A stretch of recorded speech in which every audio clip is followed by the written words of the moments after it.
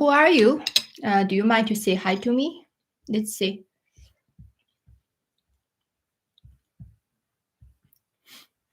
Hello, hello. Just say hi to me. Just say hello, so I will know who you are, and we can have discussion later.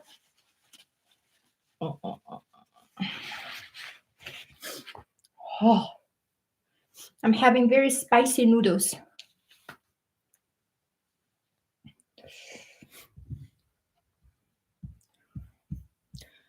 Okay, so let's start a little bit then. So today, the topic we're gonna talk is about walk out from the cave, walking into relationship.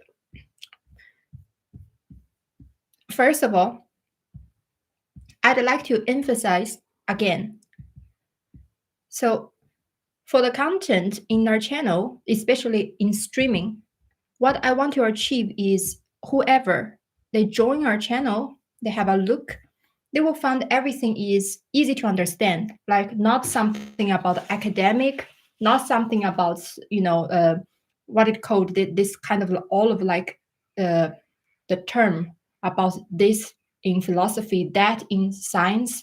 I don't want that. I want people that can easily understand what I'm talking about and easily understand this topic. At the same time, I don't into logic game. When I was a child, maybe I into it, but no, not anymore. That is a stage that maybe everyone somehow was there, but eventually have to just, get over. Just you cannot stay there forever. Just into this infinite mind game, logical game. Yeah. So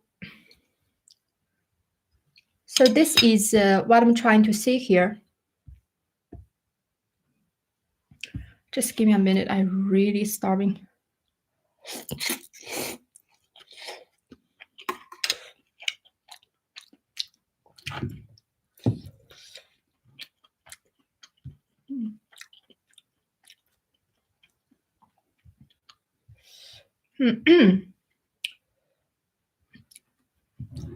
Let me know what you know about metaphysics.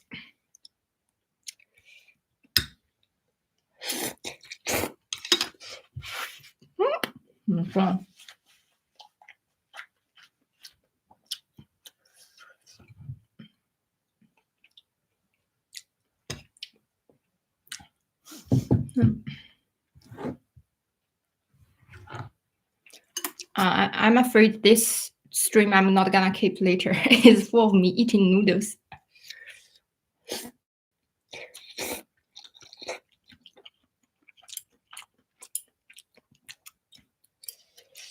But it's okay, just a practice.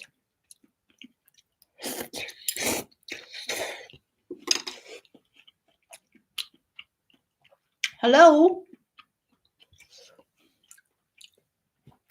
Say hi to me. Say hi to me. Say something, please.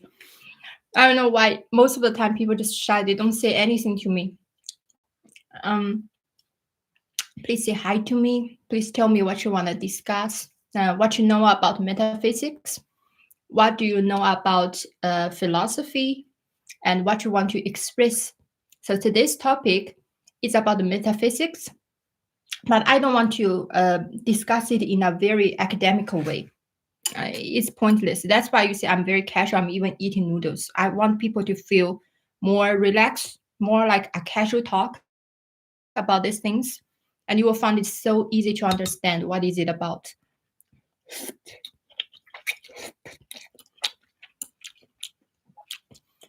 Sometimes people have this tendency.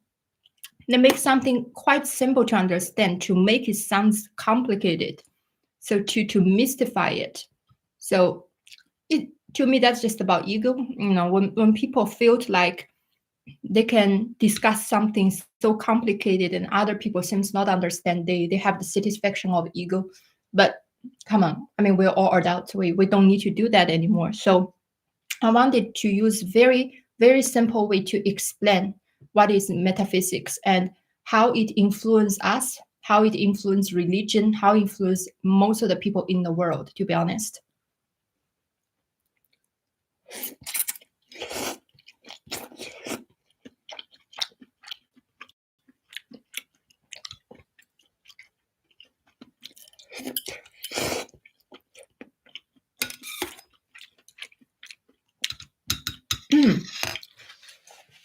Okay. Okay. If you're shy, you don't want to say hi, it's okay. Let's just start then. So earlier I already said, I say it briefly again.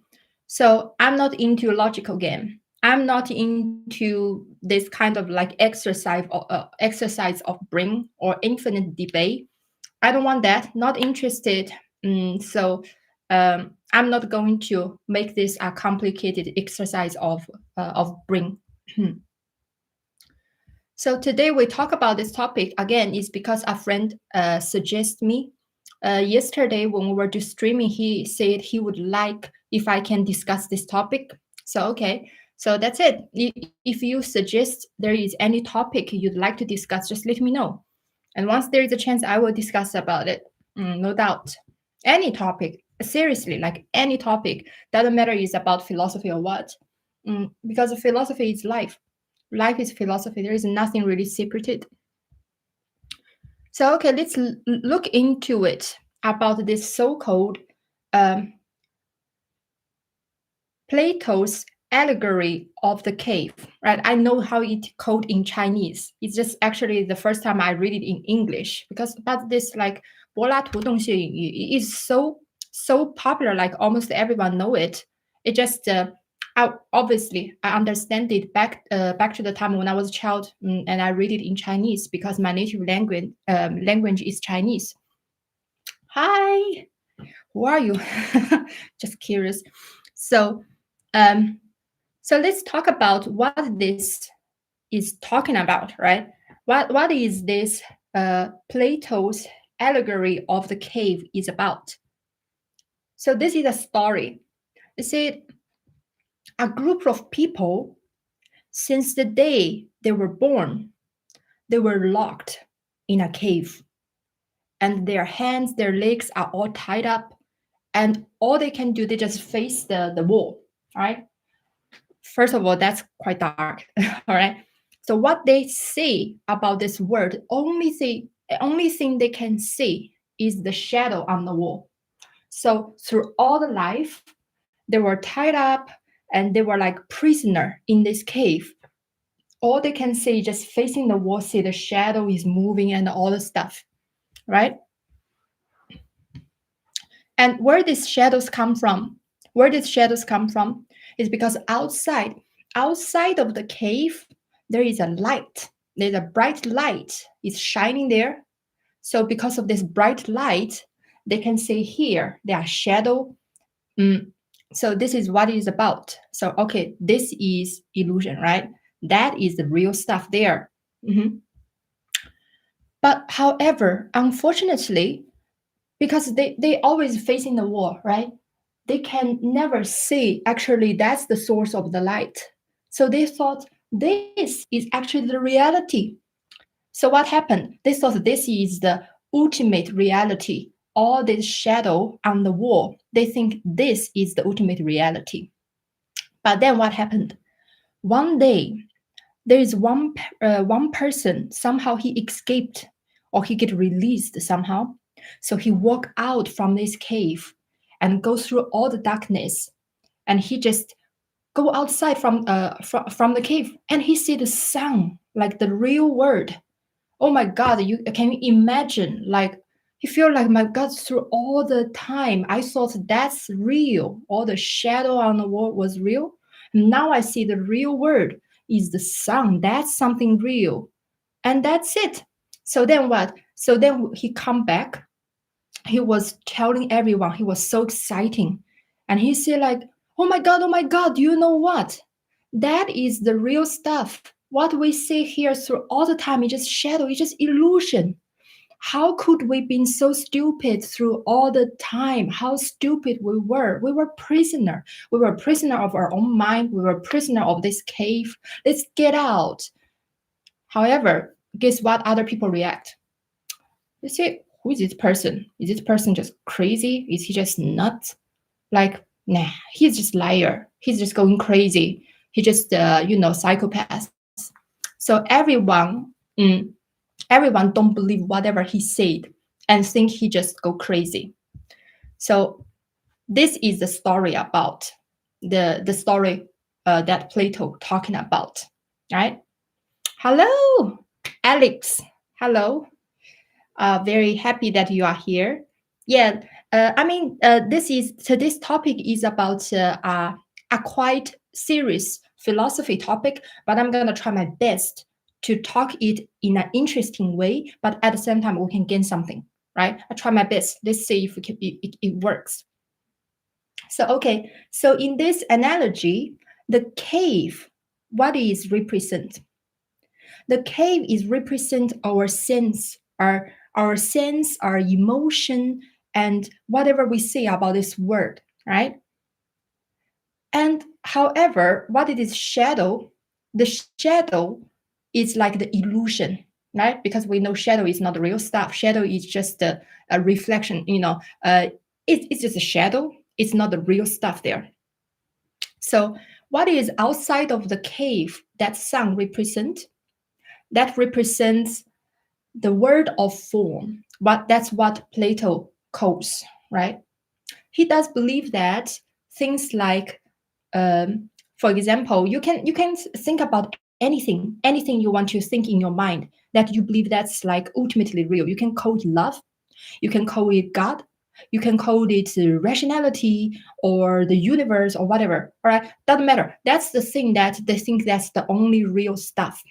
So that is what it represents, that sun outside of the cave. So, okay, when the first time when you hear this story, you will feel like, wow, it's about a story about being awakened. You know the Matrix, about all these things, the Maya and all the stuff, right? You know the story is about one day Neo suddenly wake up from another side of the world, say actually he was living in the illusionary world for so long, and he cannot believe it. At the beginning, he was even difficult to accept the fact, and he knows that even he tell other people wouldn't believe, right? So this is a concept about metaphysics. Well, let's talk about this cave first. So this is what the cave story trying to show people is that, look, you are all the time, all your life, you are living in illusion. You don't even see the real truth. The truth is there, and you living in this life of illusion. You swim in this illusion. My God, that's pathetic. Okay, that's the story is about, right? I'm not going to say something exaggeration, right? But this is a story about, it's suggesting that people live in this illusion. They are pathetic. Why? Because it says very clearly in this story that the people, since the day when they are born, they are locked in a cave, and their hands and legs are tied up, and they can only face the wall. That's a very, very pathetic situation, right? We all know that because you can see that prisoner, right? So that's what it suggests. Like we're born as prisoners.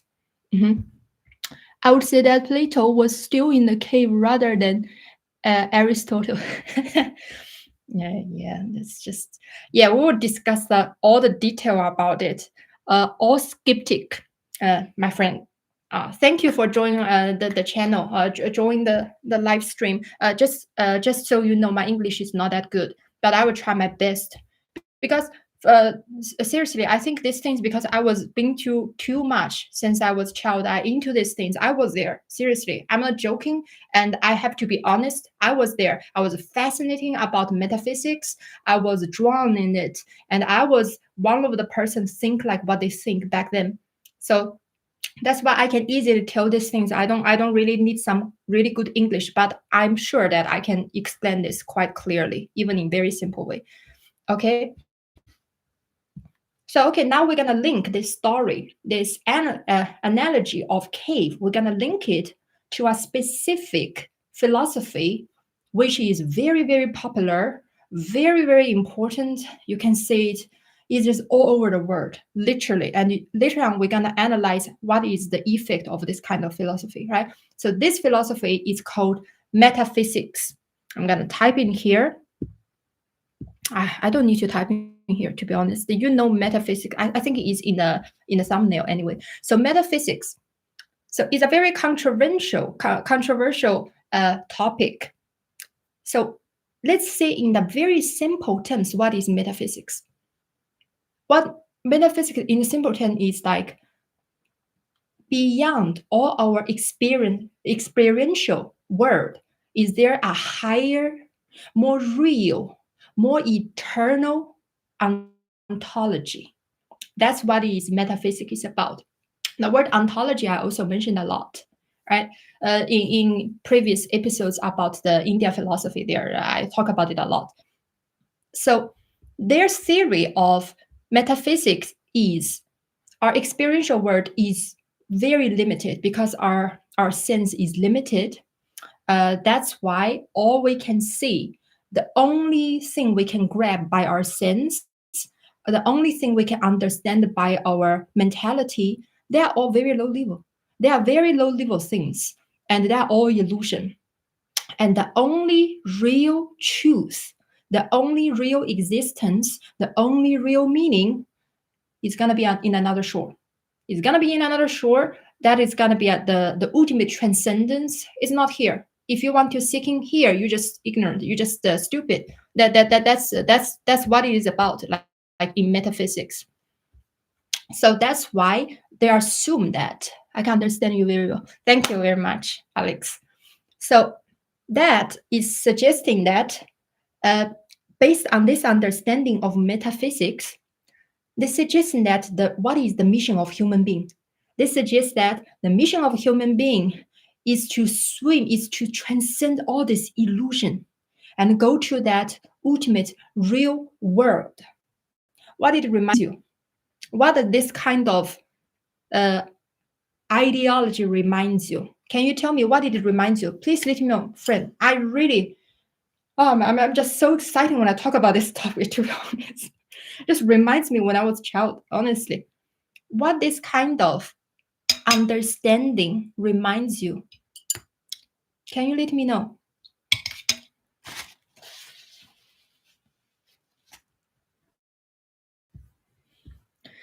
Okay, I just say this question again. So, spirituality.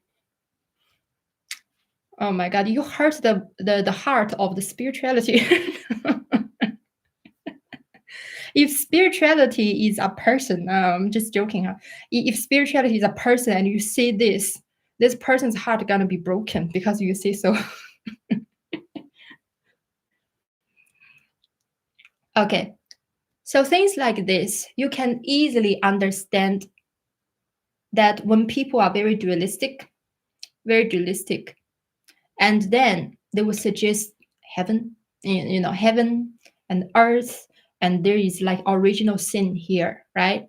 So in this world, because you have your original sin, which is your limitation of your sensation, your limitation of your understanding of your intelligence. So you are full of sin and you cannot say the truth. That's why that light which is shining there, that's the only truth. But basically it's suggesting, that's what metaphysics is suggesting, right, my friends? That's suggesting that you are stupid, literally. That's what it's about.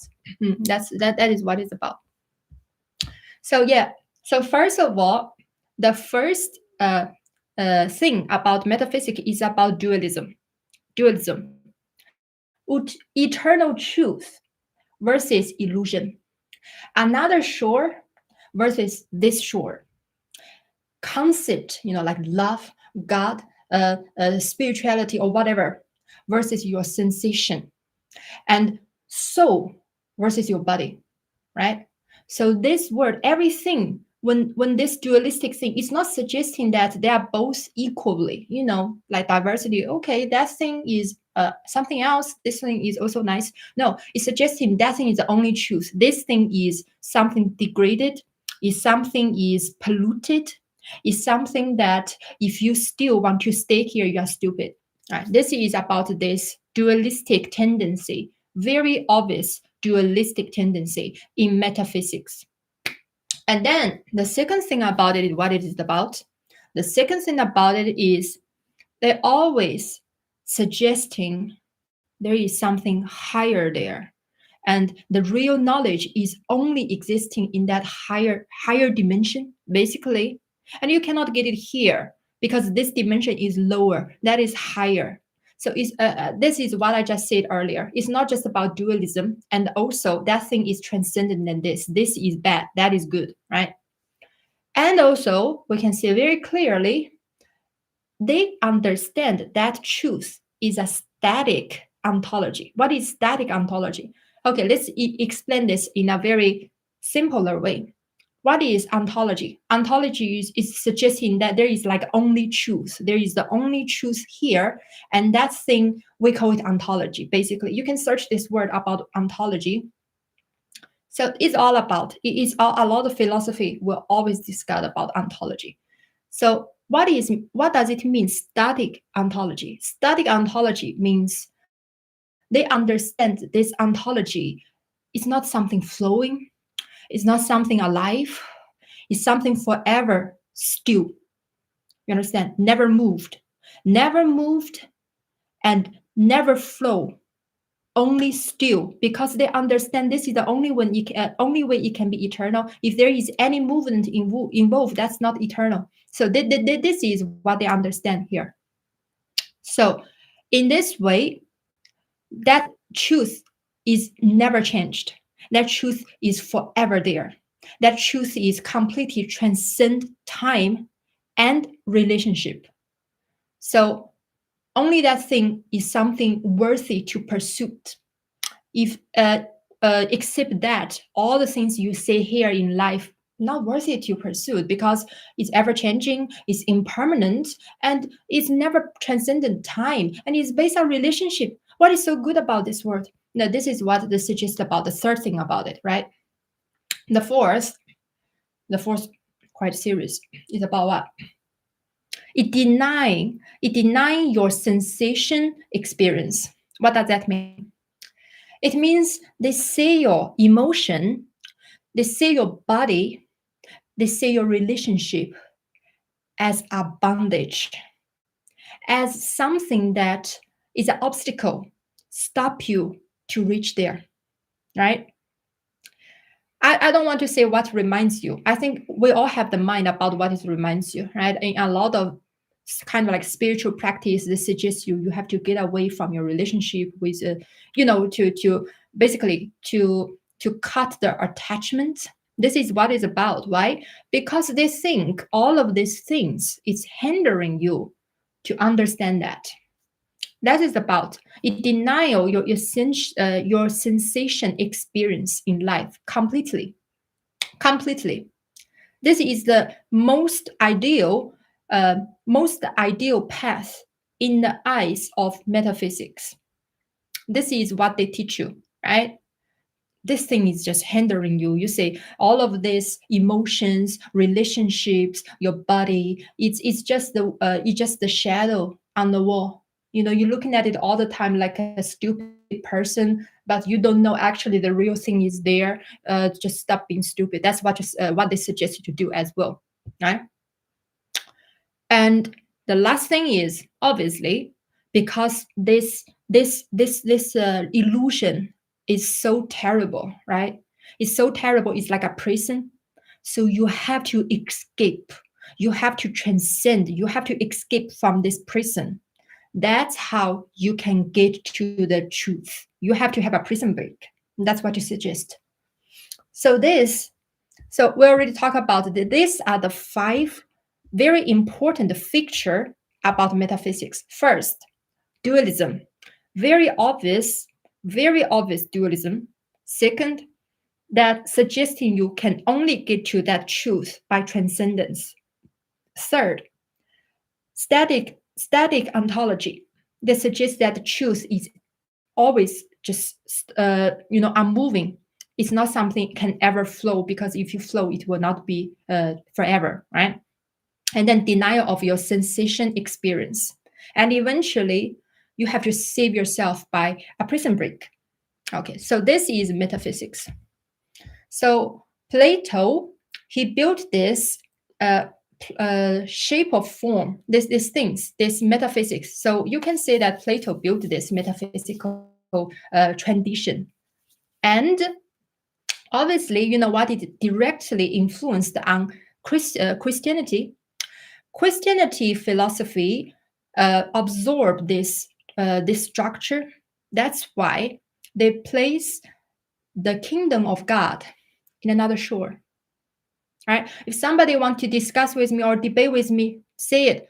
Not gonna deny. If you want to, you not agree with me, leave comments. Right? I'm not joking, but this is the truth. You can go check the history. You can go to think about these things by your own rationality. Yes, this is what it's about. Because Plato built this very dualistic way of thinking about putting the only reality high above in another shore and suggesting this shore is just an illusion. And then Christianity, the Christian philosophy absorbed this understanding to put the kingdom of God to another shore. That's what we call heaven, right? People call it heaven. That's how it is. If you want to think about, some people, if they don't believe in religion, they'll think about who creates this idea about, this idea about like heaven. Oh, here is where it's come from, right? So never underestimate the power of philosophy. You never know what actually it bring or what actually it influenced in so many different things in life. It influenced you. It influence all the culture in your country, and it influence every single religion in the world. Every single religion are highly influenced by philosophy. Because why? Because every religion, they have to have a foundation, and this foundation is their philosophy. All right. So this is Christianity, their foundation for the religion. This is what it's about. Okay, and let's say that what we just said is from east. From west, there are also sorry, that's from west. From east, some of the Vedanta and some of the Buddhism and some of the modern time of spirituality, practicing all of these things, they are also absorbing this system, right? So you will see how much like deep influence this one, this metaphysical philosophy have influenced our life. So okay, now we have to analyze it in scientific way, psychological way, right? I always say I'm not some like a kind of like a superstitious person. I never speak to God. I never have like spiritual experience, right? So I am going to analyze it also by a very scientific way, which is we're analyzing it by psychological way. Why? Why we are so obsessed to another shore? I think when I bring this question, you probably already know the answer. You already know. Why are we so obsessed to another shore? Can somebody tell me? Can somebody tell me, is there any possible explanation why are we so obsessed with that bright, great other shore of life? Why? Have a guess. What do you think? Like if you are obsessed with another shore, do you think is there any possible psychological reason? If you are not, you see a lot of other people they are obsessed with another shore. Do you think there is possible any psychological reason for that? Let me know. Can somebody tell me? We better build a conversation. Unknown. That's one of the reasons. Like, yeah, sometimes when something is unknown, we might feel like maybe that is the best, right? Maybe that is the ultimate truth. Maybe that unknown thing, because we cannot know it, maybe, it's fascinating, right? So let's say what is the reason. Let's analyze it by psychological way. Because we cannot handle the complexity and uncertainty and vulnerability in the real life. That's why limitations. Yes, you are very, very smart. Unknown and limitation, and another one, vulnerability. That's all. That's all. And you mentioned too, brilliant, Alex. And that's it. That's why it's about. Exactly. That's why it is about. You know. So another word, escapism. That's it. Nothing special or complicated to understand this philosophy at all. You see, this is why. The reason why we are looking forward, we always just dreamed about a perfect, absolute, and purely just the word of truth, is because we want to escape that suffering always brings from our wave of emotion, right? Because in this word, like in that analogy, you are like standing here, you are just in the cave as a prisoner. You look at the wall, you see all the shadows. So yeah, you can never get away from all of this illusion, which is bringing you pain. This is what it's talking about. And the second, we always want to trust something that can never change, right? Eternity. Why people so obsessed with eternity? Because change always bring unknown. Change sometimes can bring so much sadness. Everything was fine yesterday, and then today everything goes shit, and or sometimes because of changing, you can say every day we're going old, and every day, when things get even worse, you will feel that change is such a suffering. So we want something can be always there. Like you just marry somebody, you wish you can always, your love can be that, in such a harmony like that, never change. You don't want she to one day just stop loving you. You don't want you to one day to stop loving her. You want this forever. So we want something never change. That's also simple. I mean, everyone probably want that sometime in a level. And another thing is about what? It's about we don't want to tell people, we don't want to say that, but we always want to prove ourselves that we are more awakened, we are more enlightened, and we are more close to the truth. This is also why you see that in this analogy, Plato consider himself is the one who finally escape from this chaotic this prison of cave, and he go out and he see the sun. Oh, he is closer to truth, right? He is definitely closer. He is more smart. He is more awakened, and he is more enlightened. And then he come back and to this, and all these people, they're just stupid. They cannot understand him. They cannot even understand what he's talking about. Oh, he's so sad, but it's not my fault because they are stupid, right? This is about it. So when people have such ego, they always want to suggest that they know, they understand more truth than another people, and other people who not agree with them, they are stupid. Period. That's what is it about as well.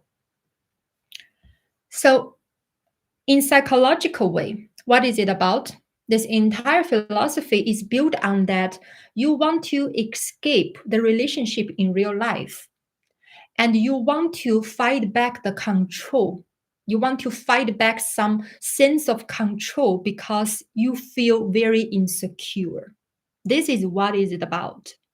So in another sentence, we can say it as is all about security, right? It's all about security. It's not about some kind of intuition about truth. It was never about that. It was never about that. Trust me, my friend.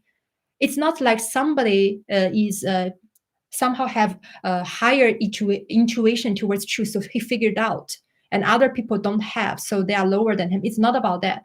It's about this person.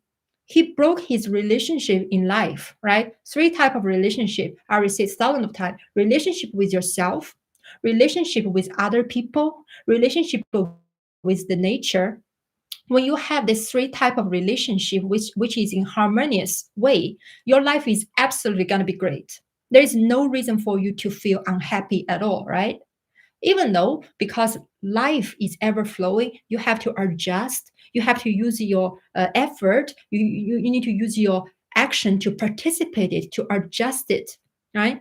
So it's not an easy work, we know that, but this is the only path you can lead you to a fulfilled happy life.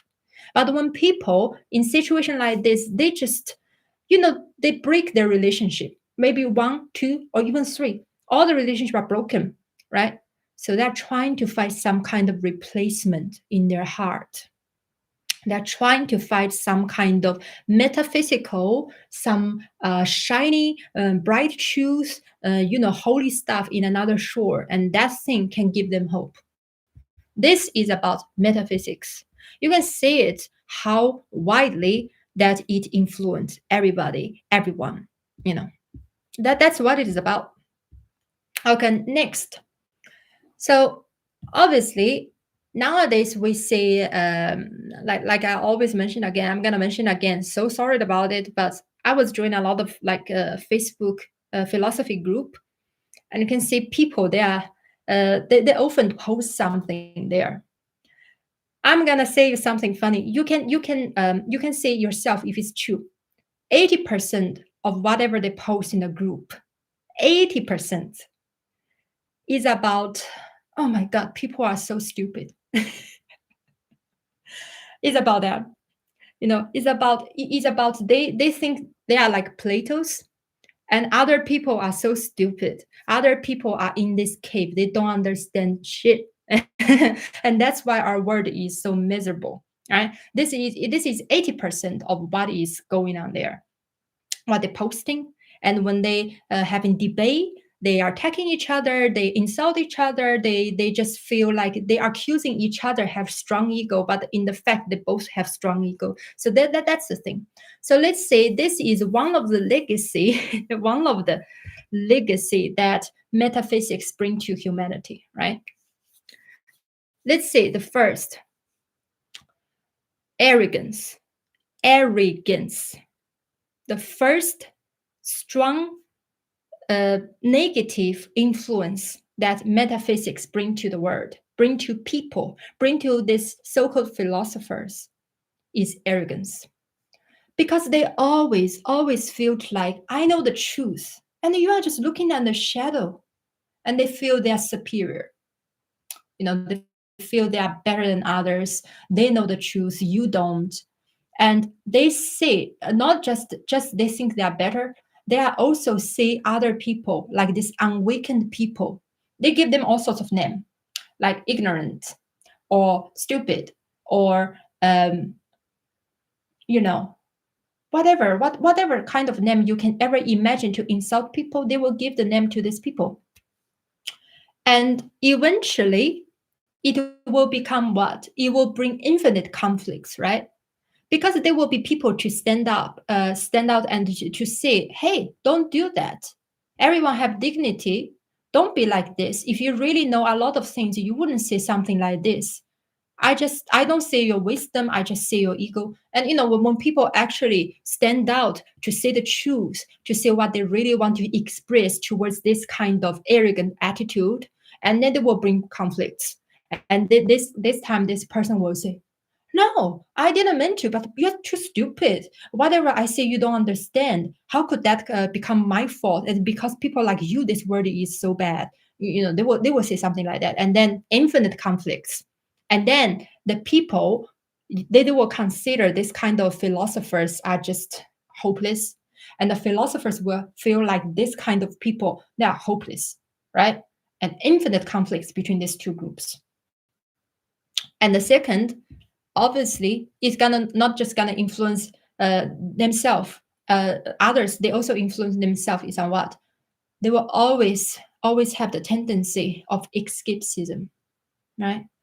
You can see when people, if a person really not escape from their life, do you know what is one of the um, things about the people when they are not trying to escape life? They will build connection in life. They will build connection with themselves. They will build a connection with other people, and they will build a connection with this universe, with the world. They will start to really accept themselves as who they are. They will start to appreciate people around them, to build love with them, to build sincere care for other people. And then other people will care them back. And then that's it, quite happy life. And then they will also have sincere awe towards the universe, towards the world, right? So this is always going to be when people, they actually living a life. They are like that, right? I'm not joking. When people live in a life, they will always have this kind of attitude, right? But when a person, they don't even, maybe it's because the breakage of this three type of relationship, right? They will want to just escape. They don't even want to fix these things anymore. So what they're gonna do? They're gonna deny the body. They're gonna deny the sensation. They're gonna deny relationship. They will say all of this is just the shadow on the wall. We all know that when people cannot have the grape, they say the grape is sour. That's just what it is about. But I don't want to say it in such a way. But sometimes I think for these things, I can only say straight and people will understand. I don't know if there is any other way I can say less sharp about these things, what it actually is about, right? So when them choose that path, they will say all emotions as obstacles. Love become what? Love is a weakness. Love is a weakness. Relationship is a weakness. And then their philosophy become what? Become indifferent, become very abstract, become something completely detached from your human life. This is the type of people, not joking, if you go to philosophy group, you will find a lot of people like this. They into the mind game, they into the debate in logic and other things, and they always show these things, always show their arrogance, always, like, you can see how indifferent they are when they're talking about human life, when they're talking about love, when they're talking about sensation. They just say it as an animal instinct. They will think it's just animal instinct, even love. That's how people are like that. So it's really very sad, to be honest. So the third is what? The third is, if people so fascinating in this path, a lot of philosophers eventually they're gonna fall into endless of the definition of metaphysics. What does that mean? What does that mean? That means when people so obsessed to try to, seeking for something in another shore, they become quite creative. They give it this kind of name, that kind of definition. It's just like when a person writing a scientific story, they become so creative, think about all sorts of definition and all the things, and eventually they just completely lost in their own concepts, literally. And they become more and more detached from real life, more and more drowning into about what is the essence of existence, what is the first cause of what is consciousness, this kind of things. Tend, if you want to understand things like that, that's natural. It's like human tendency to understand. But say the huge differences here is they only want to know those things now, because that's the only thing they care. They don't care about what is actually in real life, right? They only want to know they only want to define what is the consciousness. They don't care about what is the interaction between consciousness with this world, because this world is illusion. They don't care anymore. They completely just say this shore which we live in is a trash. That's what it is about. Eventually, it's just infinite maze. The entire place become an infinite maze without exit.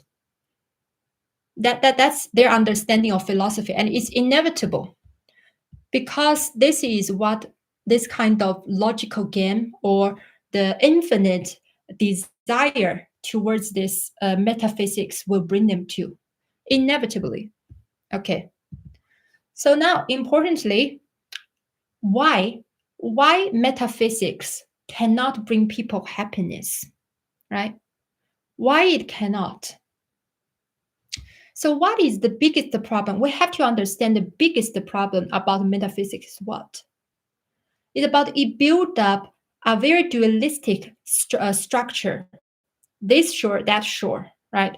And that shore is something you can never reach. You can never reach because what? Because you are still human being. You are still having your sensation. You have your body, and so basically, you have your original sin because you are human.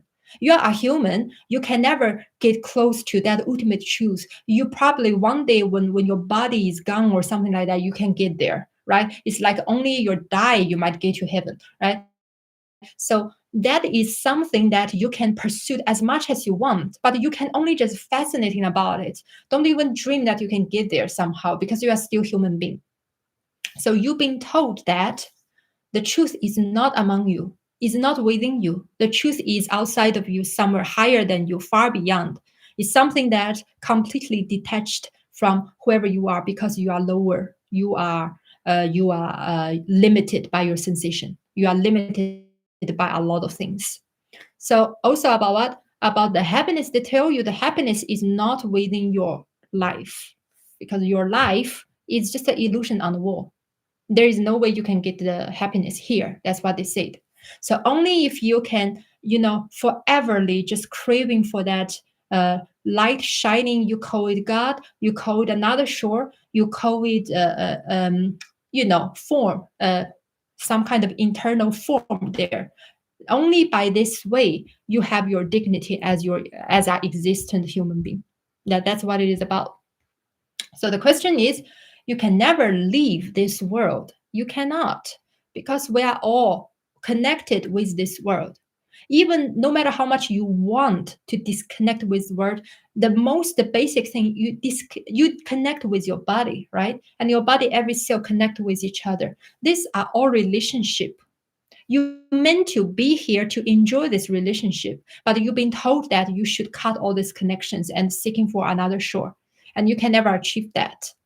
So, so this is the problem. This is a conflict. You can never leave this world, and your sensation, your body, and all this relationship are always calling you. Please come back. Please come back to life. Please come back to earth. Why don't you just simply enjoy this life and enjoy the divinity within you and stop escaping from me? I'm just in front of you. It's like somebody, you know the feeling like a woman who really, really love you, but you just always ignore this woman until one day this woman left you and you feel like, my God, I'm stupid. Things like that. So what you always have is the best you ever got. And this thing is something you should really cherish, but you don't cherish it. You're always looking for another shore till one day you really lose what you got. That's what it's about.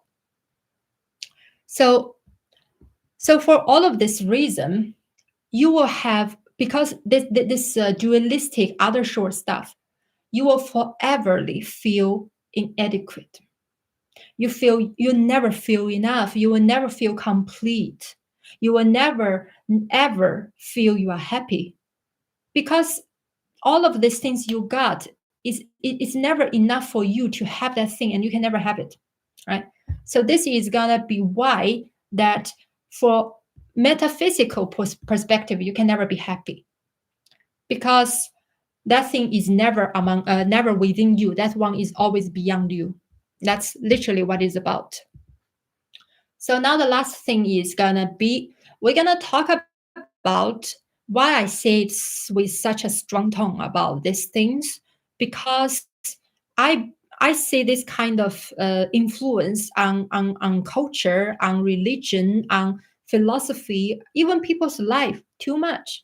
You might not even know what it's called. You don't know what is actually, maybe there is a name called, academical name called metaphysics, but I'm sure that you experience this kind of attitude in life all the time. Like, people do that. Even sometimes you might also want to consider this path. You know, what we call is escapism, and we have this, and it's a shadow that is difficult to get rid of, because sometimes we get weak.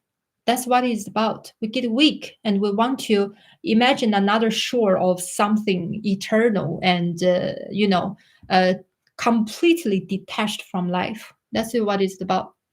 Mhm. So let's compare the differences between metaphysics and the relational non-duality.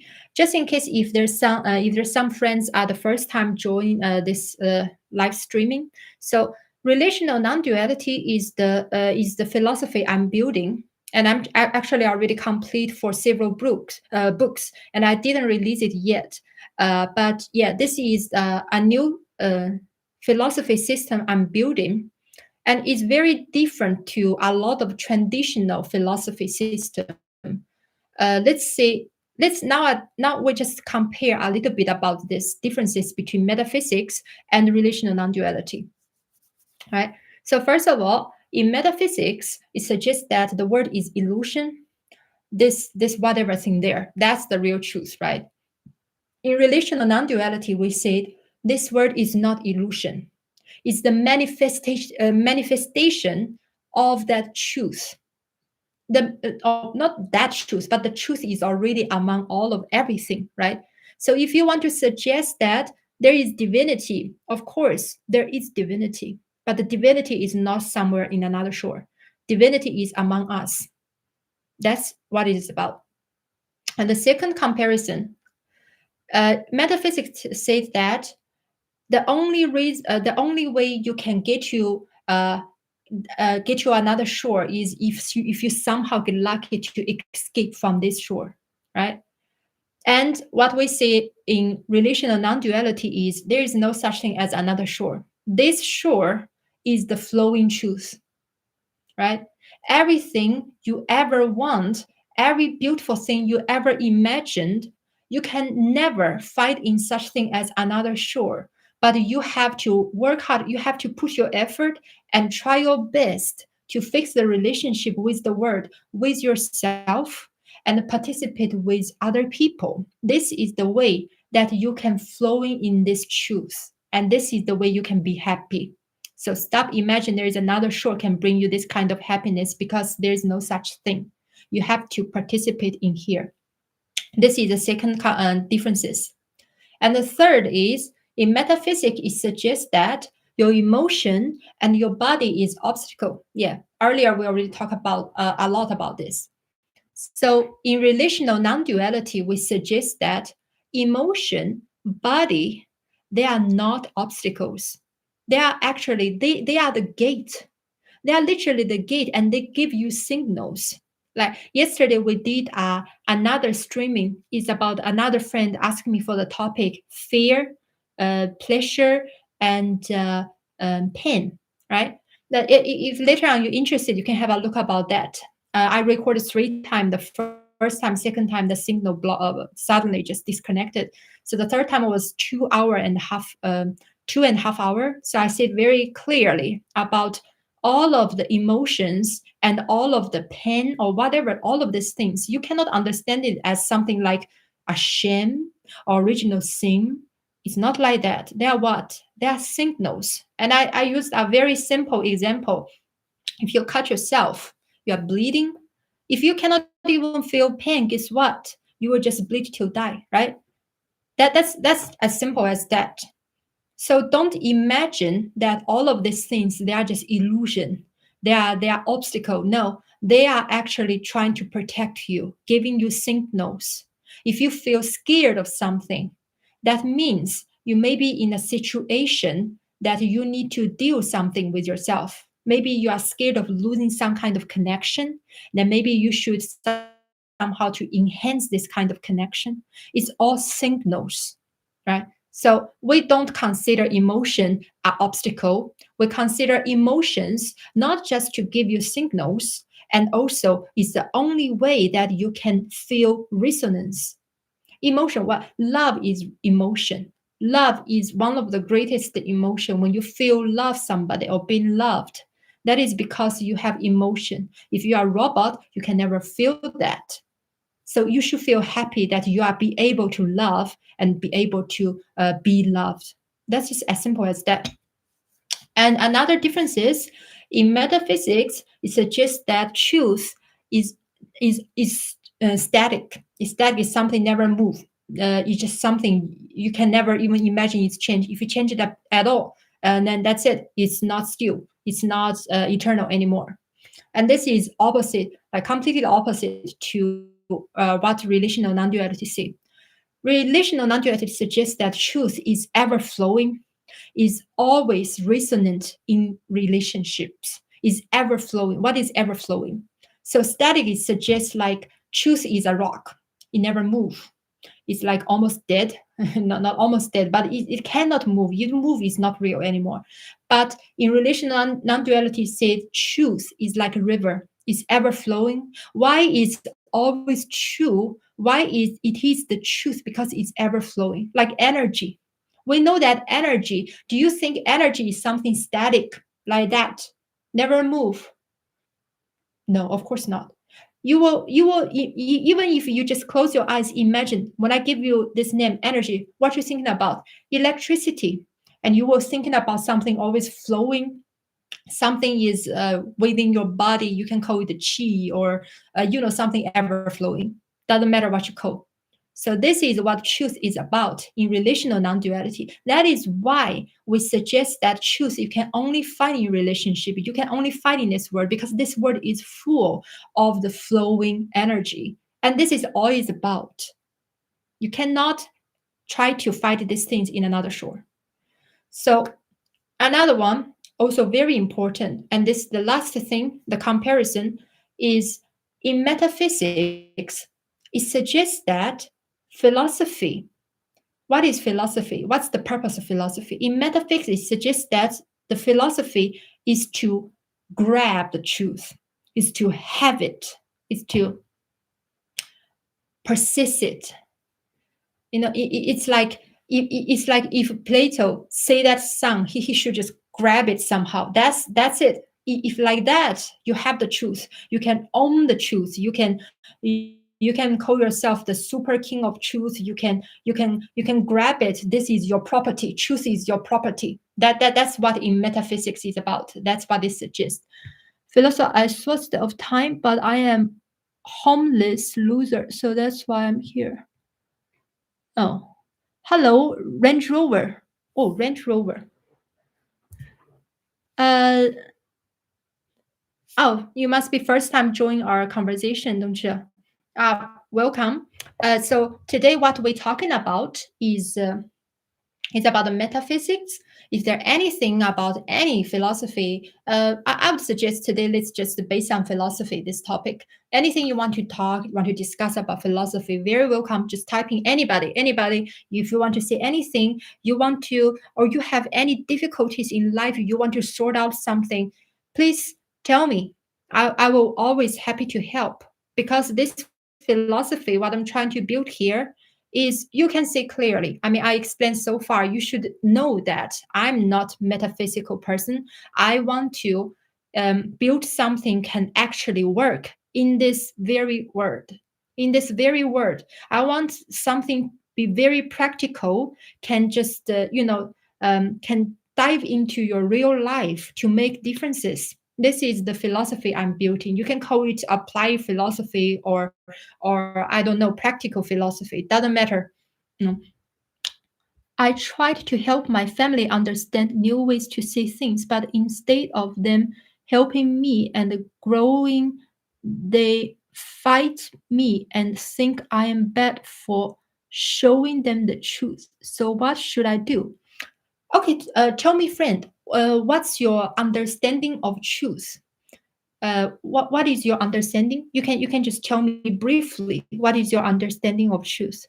But just a little bit thing is, you see, when you are try to persuade people to understand your perspective, sometimes you will feel like in the Plato's situation, he'll feel like, oh my God, I'm helping people.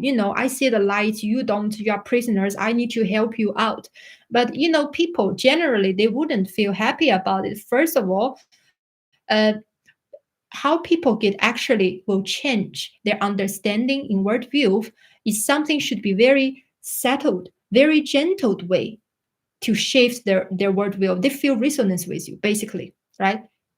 If you said something, they feel they resonate with you. Yeah, it's like they feel like, yeah, I got you because I also felt in that way somehow. And now what you said make it clear, and I agree with you, and I resonate with you. That's how people actually shift their worldview. That's how.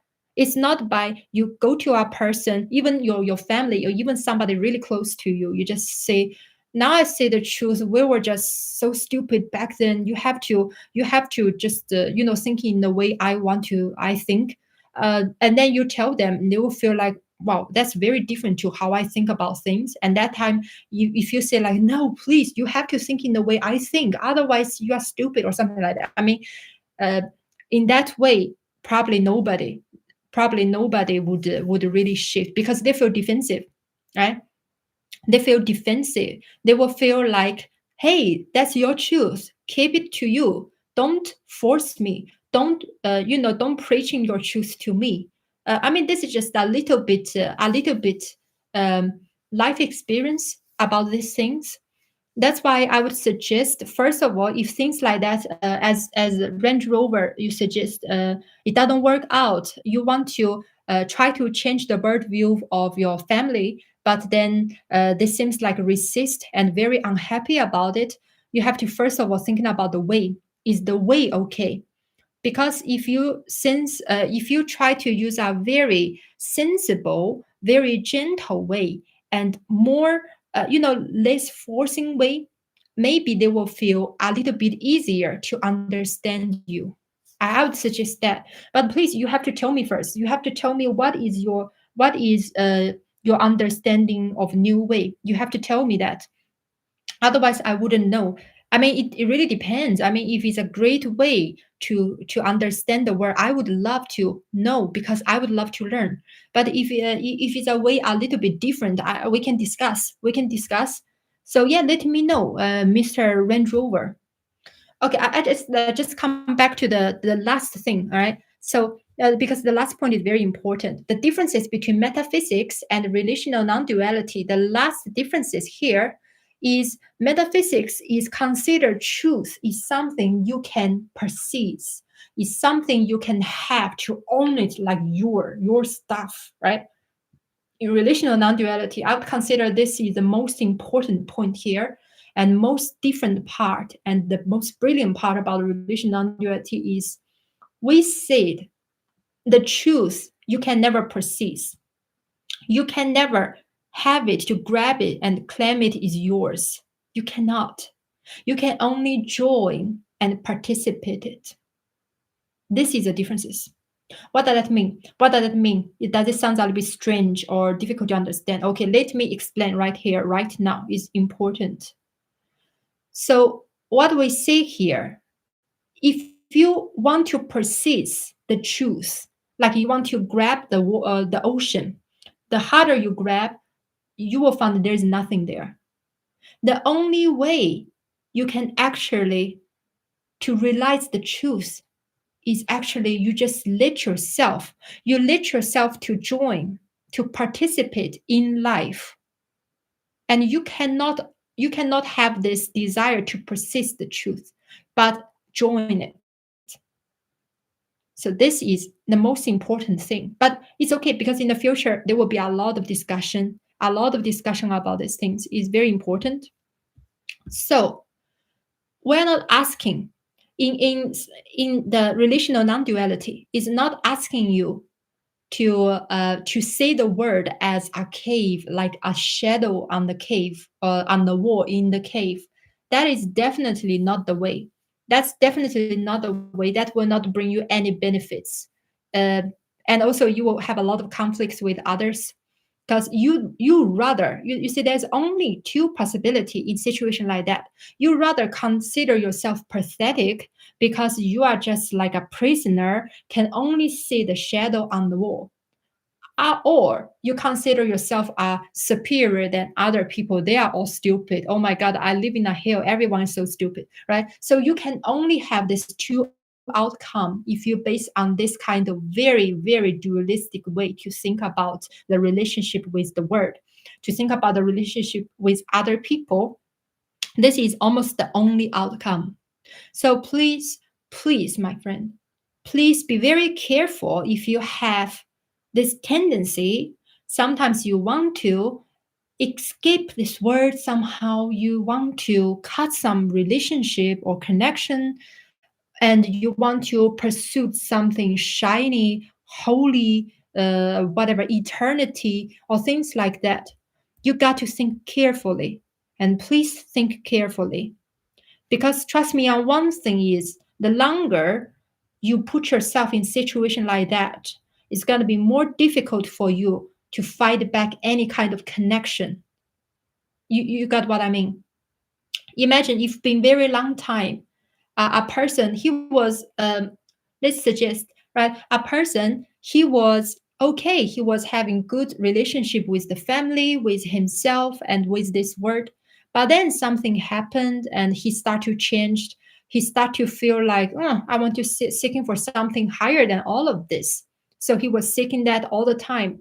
And through this process, he denied his own emotion, he denied his body, he denied his sensation, and he suggests that everything he experienced in life is illusion. And also, because of this reason, he suggests that other people, they are just stupid, they are just looking at the shadow on the wall. And also, they will consider this world is a huge illusion. So in that case, they cut all the three connection with other people. With everything. They cut the connection with themselves. They cut the connection with other people. They cut the connection with the world. So longer the situation like this lasts, the more difficult for them to heal themselves. And eventually they will only feel lonely. And loneliness, sometimes you see some philosopher, or some people that just lonely is the only path, something like that. You know what actually is going on. Now, after I explain all of this, I believe you will understand what actually is going on in their life, right? It's not because that they born in this way. No, it's because they choose the path. They choose the path to cut everything that can actually let them feel grounded, feel connected, feel beloved. Of course they'll feel lonely, of course, right? Hi friend, hi, Dasara. Hello. Today we are talking about the topic of metaphysics. uh, Yeah, actually, I'm already like because it's already 1 hour, so all the good point is already finished. But yeah, we can discuss anything you would like to discuss about metaphysics or even other philosophy. Let me know. Is there anything you would like to discuss about metaphysics? I mean, later on, after this recorded, you can have a look back. Very important. I mean, I don't even need to prepare at all about this topic because it's too obvious to me. Uh, I was there. I spent a lot of time. It's a shame that I was almost choosing that path, but it's great that I understand I shouldn't choose that path. So I can be very responsibly to say everything, whatever I say in today's streaming, very responsibly to say that all of this I'm not making like exaggeration. I'm not. Mm. Akuna Matata. Akuna Matata. Hello, Mr. G. Hello. I'm so happy you are all here. So yeah, today we're talking about this metaphysical thing. Um, yeah. So, but there is one more thing: is the best way for us is if we can somehow to heal them, really, rather than criticize them. But the reason why I say it so straightforward about this is because I want people to be alert about what is going on in this metaphysical tendency, and I hope people can aware of this way actually cannot guide you to what it promised you, and I hope people can be more careful. That's all. So I say it very straight. I know I say it very straight, even a little bit sharp in the way I talk about it. Normally I'm very friendly, like I can always talk a very gentle way, but on this topic unfortunately I cannot, because mm, I see how much potential damage it brings to the society, it brings to human, it brings to people around you, because for all the reason I mentioned earlier. That's literally. So I hope you understand me. And if there's anybody, if they are like really a big fan of metaphysics, they want to have a big argument or debate with me, if they're just commenting on these things, I will reply to them. I'm not going to ignore them at all. That's what it is about. Do topics about sayings of Jesus in canonical gospel and non-canonical gospel, which could relate non-duality. Sayings of genie in canonical gospel. Wait, I need to have a look. What is that? You know my English. Mm-mm-mm. Let me search. Mm-mm-mm. Ca- mm. Yeah, if there's anything you want to talk, just tell me. I'm not familiar with with Christian at all. Not really.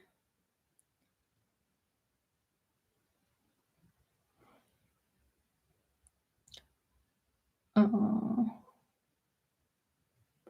gospel. Mm-mm-mm.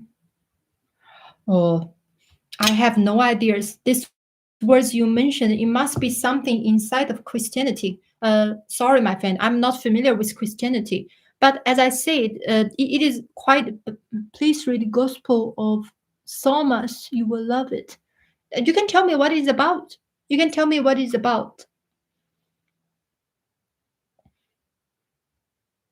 First of all, I'm not going to be a Christian or Hindu or any religion. This is something I guarantee you, because I'm not looking for religion, and I respect people in different religion.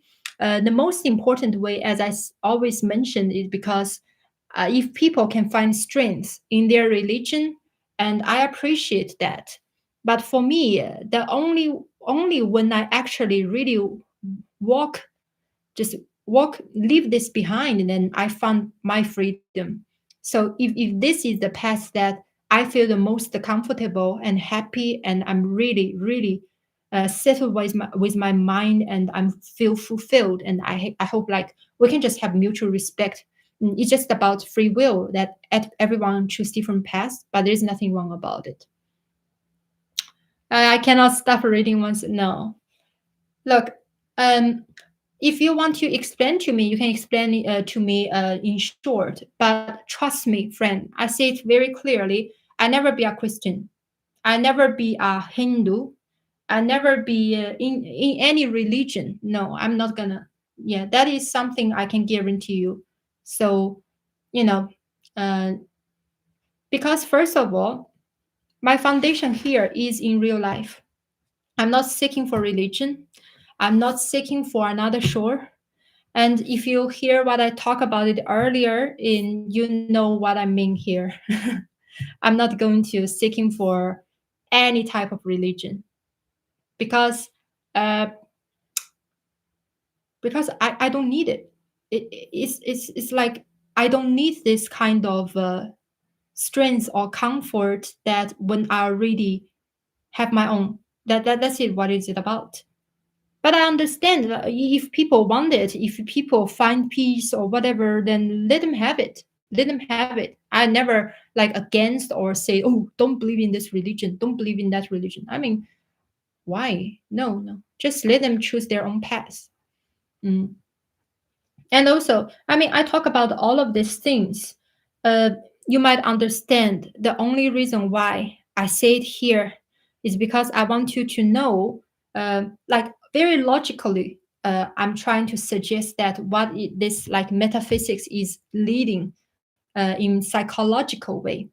I, but if you not agree with me, you still want to choose the path to seeking for another shore, seeking for something higher than life, and you want to consider the people who don't think like you, they are ignorant, they are just like a prisoner in the cave.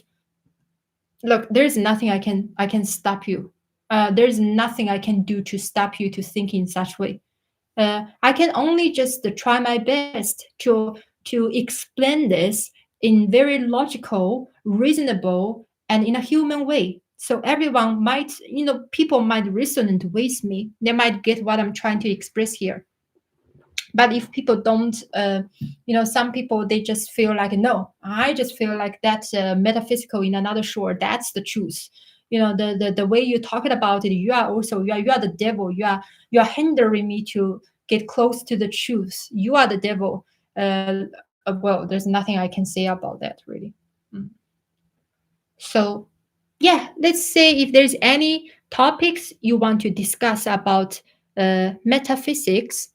Yeah. Is there anything you'd like to discuss, my friends? We have 5, 6 people here.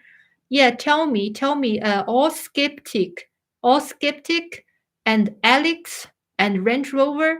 Yeah, Range Rover, I'm still waiting for you to tell me. What are you talking about? You say you try to help your family understand new ways of saying things, and you say they fight you. Mm, what is going on? And also, Mr. G. Yeah, tell me what you're thinking about. So we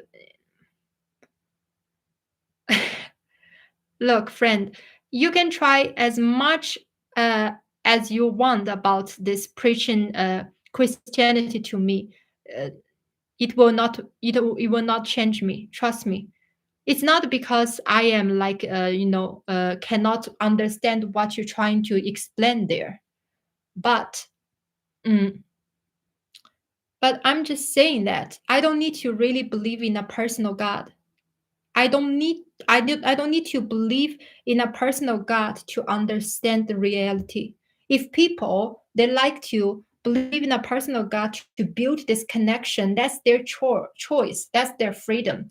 But everyone's way is different, right? Everyone's way is different. If you choose to rely on that path, as long as you be a nice person in life, you don't go like metaphysical this path, then I think it will be great because every religion have some good sides, I believe. Otherwise, why it can actually last till now? It will be unreasonable, isn't it? Mm. Mm-mm-mm-mm. Tell me something else. I don't want to talk about religion, please. What's um, What's your take on our experience of suffering and the reason behind why we suffer? Mhm. Hello, Mr. Aru. Mhm. Later on, you can have a look of the episodes streaming I just did yesterday. I know it's 2 hour long. Just please do it in. You can play it in 1.5 time speed. Will be really good. And I already put the timeline for every different topic. That is my perspective. Almost covered all in everything. I want to talk about human suffering, about pain, about fear, and all these kind of things. Mhm. Um, so if you want me to say in a short word, the suffering is because our three type of connection have energy blockage. So energy, I'm not being superstitious here. Energy is ever flowing. Our body is full of energy, right? When you have energy, you feel very healthy. When the energy is low, you will feel exhausted. And when you are sick, when you're weak, your energy also have some kind of blockage. That's obvious, right? Emotion is the same. So when when the energy is flowing smoothly like a river, that is happiness. And when there is blockage in any kind of a relationship, that is where the suffering comes from. Three type of relationship in your life. Only three type. uh, your relationship with yourself, your relationship with other people, your relationship with the world.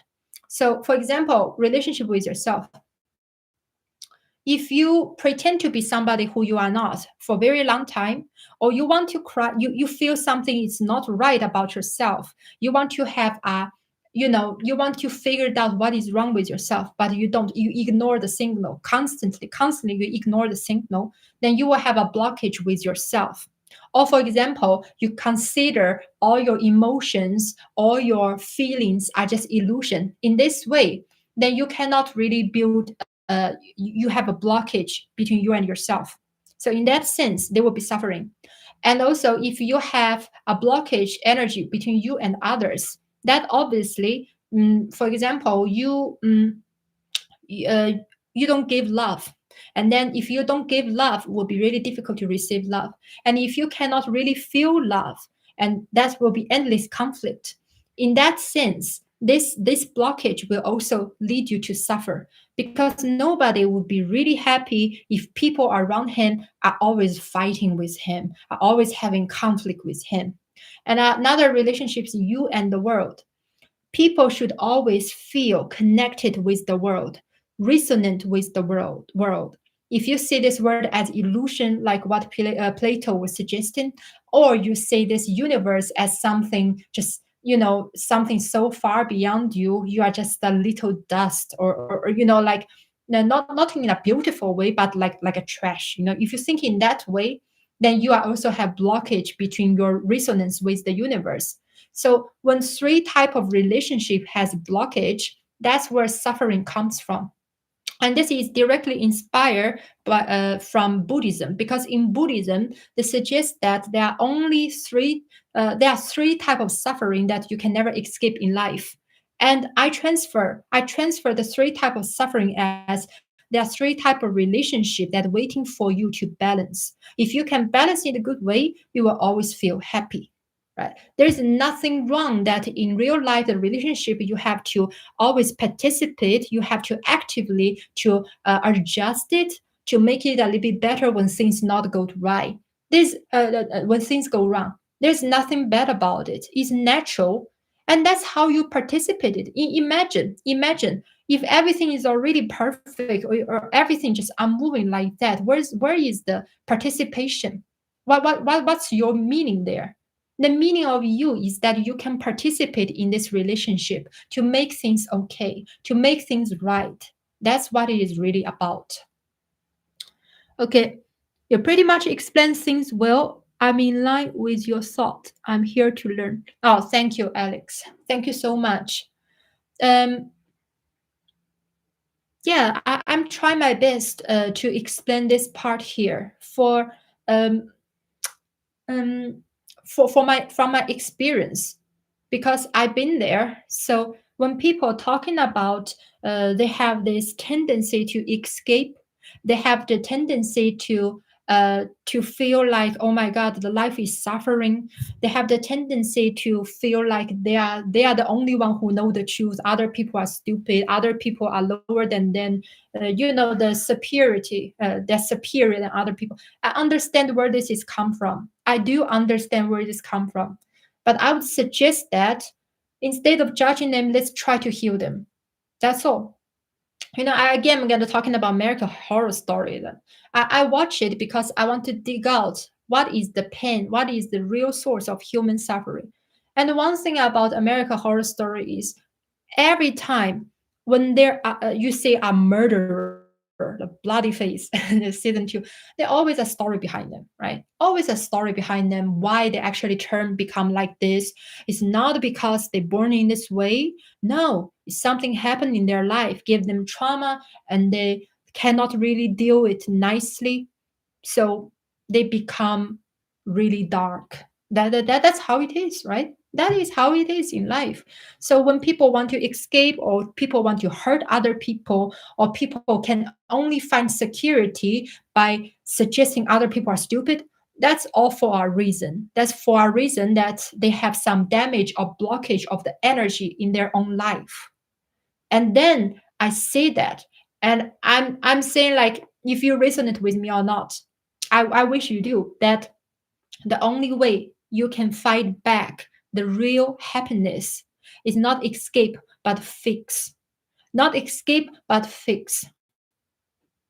That require courage. That require your free will. It's giving up is easy. You can easily give up things when something not right, when something not ideal. You can easily just throw it away. But to fix things, that requires a lot of dedication, a lot of courage. But you know what? That also gave you the real reward, which is happiness. So don't give up. Don't have the tendency to throw everything away, because eventually you're going to regret it. You will regret that. Eventually you find the only thing can bring you comfort is that metaphysical whatever thing you can call it. You can give it whatever name it is, and you feel like that's the only thing can comfort you. That is the time you feel the extreme, the most loneliness feeling in this world. Literally. And it's not like somebody force you have to worship that thing, and this world doesn't need you, go away from this world. Nobody did that. Come on, nobody said that, nobody did that. The only reason why is because you choose to abandon this world. You choose to abandon this world and go to seeking for that abstract illusional light there. Why do that, my friend? Why? You really think this world is that bad? You really think yourself is that bad? You really think people can never love you? You really think you can never find somebody to love? Do you think in thinking this way, is it fair to you? Come on. It's not fair to you. That's what I'm trying to say here. Integral theory. I see a relationship between relational, non-duality, and integral theory. I'm not sure what is that. What is integral theory, Mr. G? What is integral theory? And also another thing is, you're gonna take care of yourself. You have to take care of yourself. You take care of your body. That's a start, right? For example, your emotion is really unstable, and there are a lot of things going on in life. Is difficult to deal. You don't know where to start, right? Trust me. First step: take care of your body. Take care of your body. Have some good sleep. Don't like stay up at night for too long. Take some good sleep. Let your body rest. Let your mind rest, and relax your mind a little bit. Don't give yourself too much stress, and also don't do drug, obviously, and try yourself to not smoke or reduce how much you smoke, or alcohol, or browsing TikTok or things like that. Start from this, and eat healthily. Eat healthy food. Have enough of nutrition, because our body and our mental state are interact all the time. Oh, what is that about? So it's integrating all the time. If your body have very healthy situation, your physically will be so much better. Your mental state will be so much better. It is true. That's why when people, they say they say the mental hospital, and then they will give them some pill, because physically it will affect you. But don't go take the mental pills. Don't. I would suggest just try your best to have a healthy lifestyle. That's a start. That's a great, great start. And it's never too late. No matter your age, no matter your gender, no matter what are you doing, what are you working, you are not going to work 24 hours, right? You always have time, that you have free will. You can choose. Maybe instead of smoking, how much, like 5 cigarettes a day, you reduce it to one. Maybe instead of drinking alcohol, you can, instead of, you try to quit it. Or if you're doing drug, things like that, try your best. That is the time you will see that actually you are worthy. You have free will, and you can make things better. This is the start point to encourage yourself to make differences. And trust me, my friend, if you want to make change, but you don't know where to start it, by this very little single things here to start it. Don't seeking for something far away. If you are a religious person, if you believe that praying to God or praying to whatever you believe in can help, that's okay. If that is the thing that give you mental strength, you can do that by all means. But you have to also, eventually you have to back to the earth to make practical changes. You have to respond to life, be more responsible for your health. That's the first key, right? If you completely or damage your health and all these things, then we don't even need to talk about anything else, because that's the foundation. If your body is damaged, your brain is damaged, where is even the potential? Where is even the potential for you to fix things, right? You want to fix the relationship with others, start from this. Start from showing people that you have this determination to become a healthier person, right? And then start to do very little, very little, very little in life to give love, instead of just asking for love, right? To praise people instead of criticizing, and to give warmth, to give positivity instead of give them negativity. Do these little things. Do these little things in life. And also, as last streaming I mentioned it, I say it again.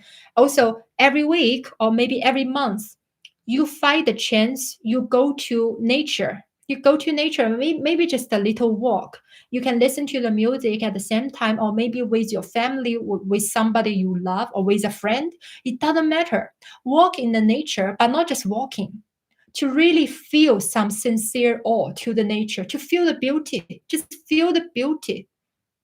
Just see the beautiful nature, feel the wind, feel the sun, feel the harmony, and feel a little bit appreciation for that. That will let you feel that, wow, you were never alone. No matter whoever, maybe there's somebody really care for me for now, but at least you are always connected with the universe, and you are part of this planet. When this is felt, you will feel safe, you will feel grounded, and you will feel sincere joy. All of these things I mentioned here, there's nothing about supernatural stuff. There's nothing about very difficult to achieve. They are all very small things to achieve in lifetime. Very, very, very easy to achieve, right? You go to park to walk, but just with a little bit different angle to enjoy it, instead of just thinking it's just a regular routine. No, you enjoy it sincerely, to open your emotion, not thinking about your emotion is just illusion. No, you let your emotion to feel the joy, to feel the peace or nice, the nature, everything like this. And you build the connection with yourself again, right? Never repress your, like, to consider your emotion is unreal, to, the word is unreal. Don't think like that anymore, right? It guides you nowhere. It will only just guide you to the ultimate loneliness. That turning thing there, the shining bright, that's not some ultimate truth. That's ultimate loneliness. It never gets you anywhere. So by this simple way, you will build your life wonderful. You will.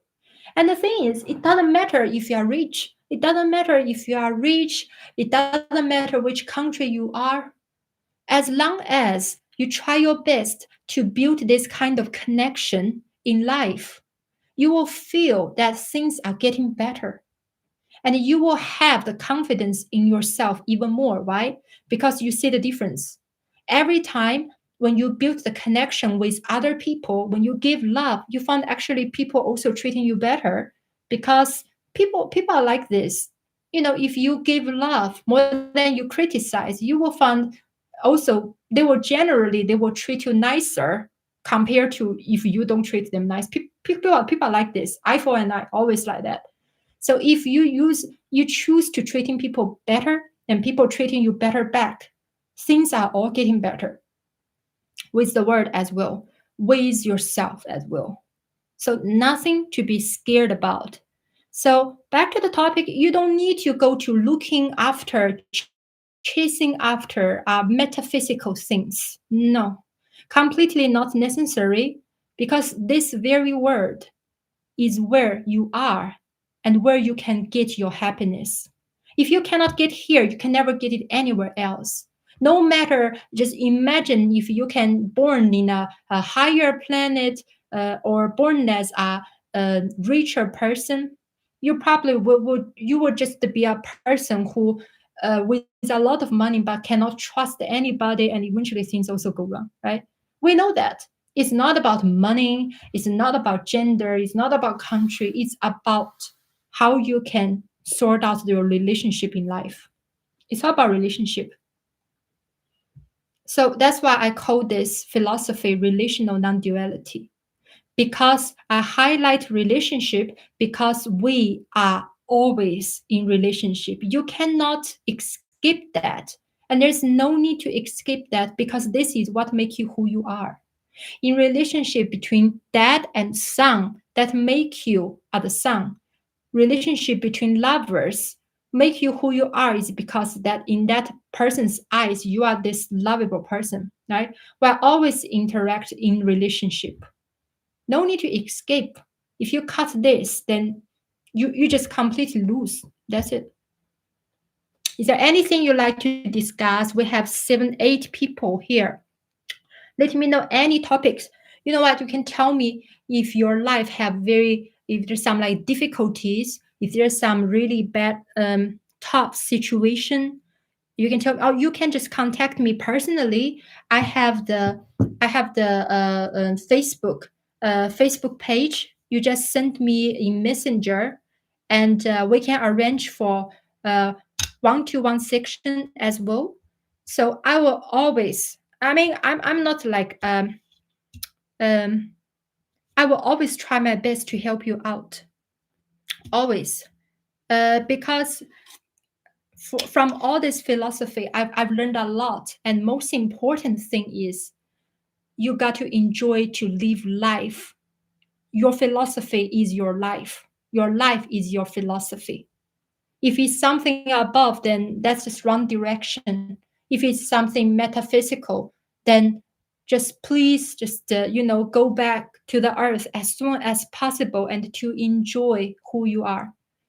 I'm not suggesting just completely out of control, of course not. You know that I'm not gonna. But what I'm suggesting is to appreciate your authentic existence rather than escape. That's what I'm trying to express here. Relationship with self, others, and environment.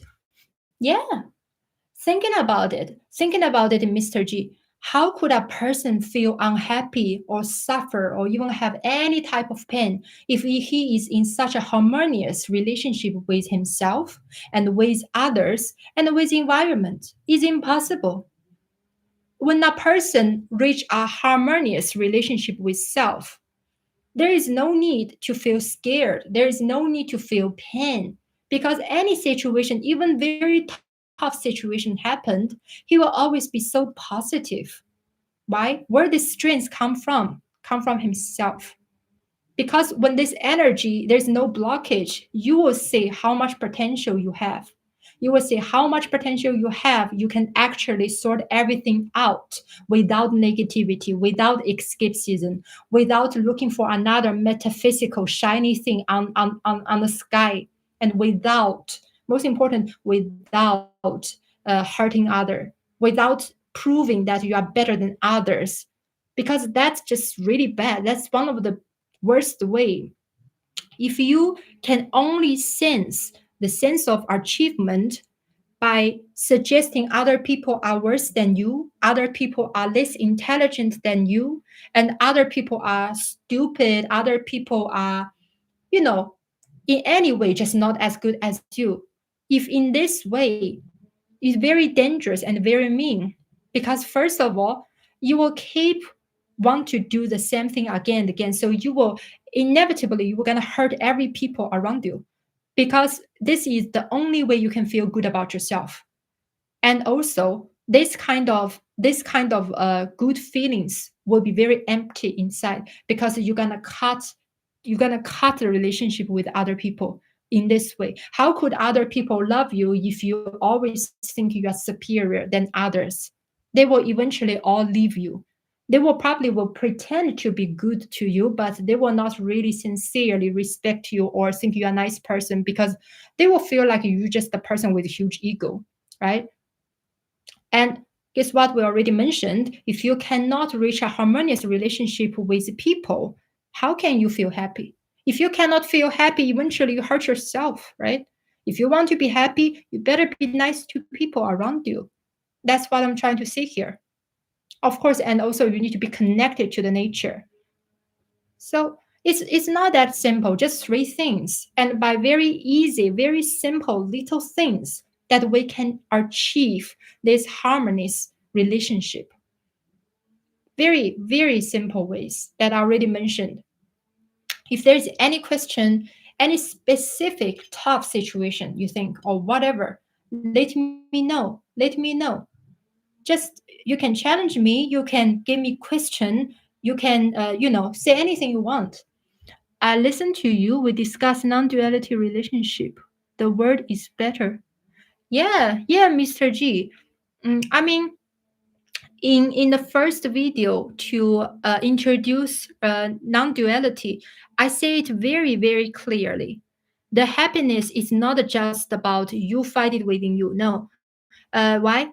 Imagine you are one tree in the forest. If the forest is sick, and all other trees are dying and you are just brilliant, do you really think your happiness, your brilliance gonna last for long? No, eventually you will also die. So never ever be selfish to think that only I just sort out myself and that's it.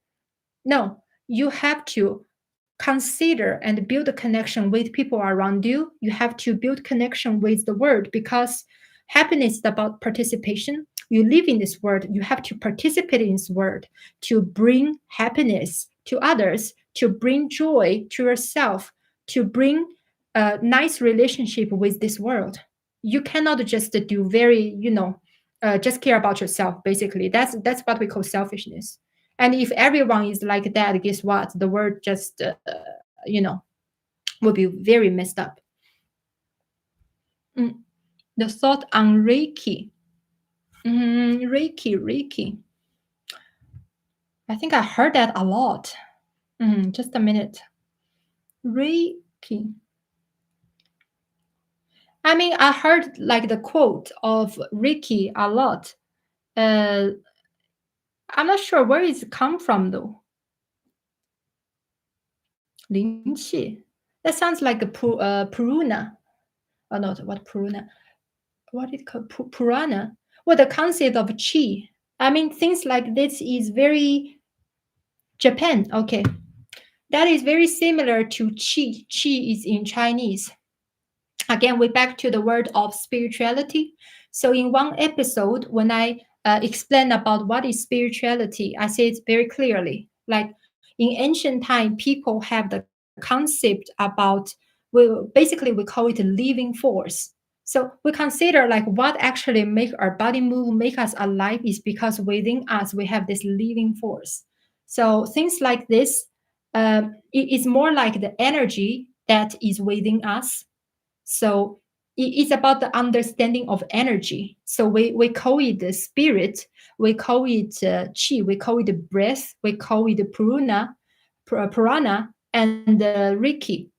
Yeah, it's more like a abstract way to describe our living force. Yeah, but of course, I myself I never practice things like this. What is it like universal energy? I'm not very familiar with that, Alex. But I would suggest that to me, I never need to use things like a little mysterious way or spiritual way to cure myself. I just I don't find it necessary. I think a lot of things we can easily achieve in life, and it can already give you a harmonious life. You don't need to believe in something a little bit like so-called spiritual or something like ritual. I don't think it's really necessary. I think it's more about in very detailed in life you can easily achieve. Yeah.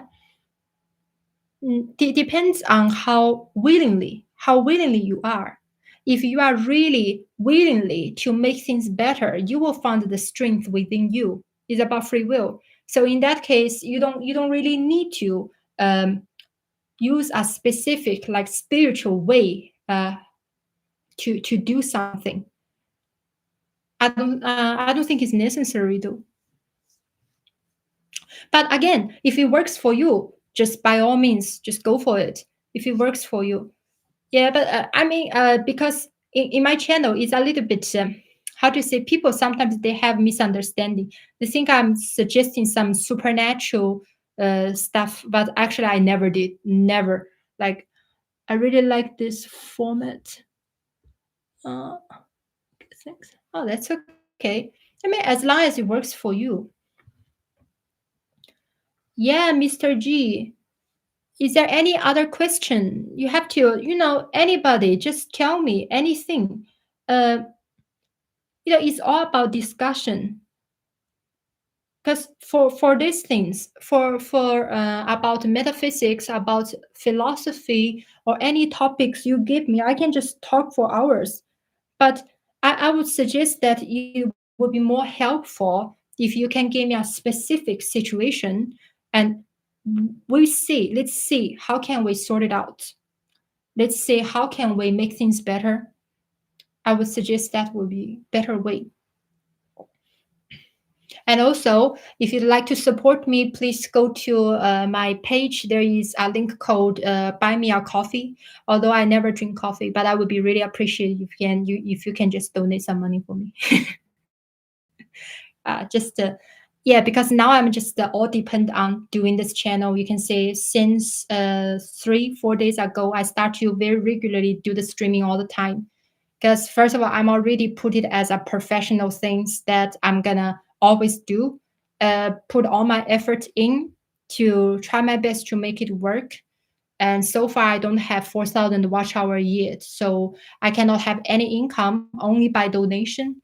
So I'll be really appreciated if you can just support me. Mm. Yeah, and that's I would love to help.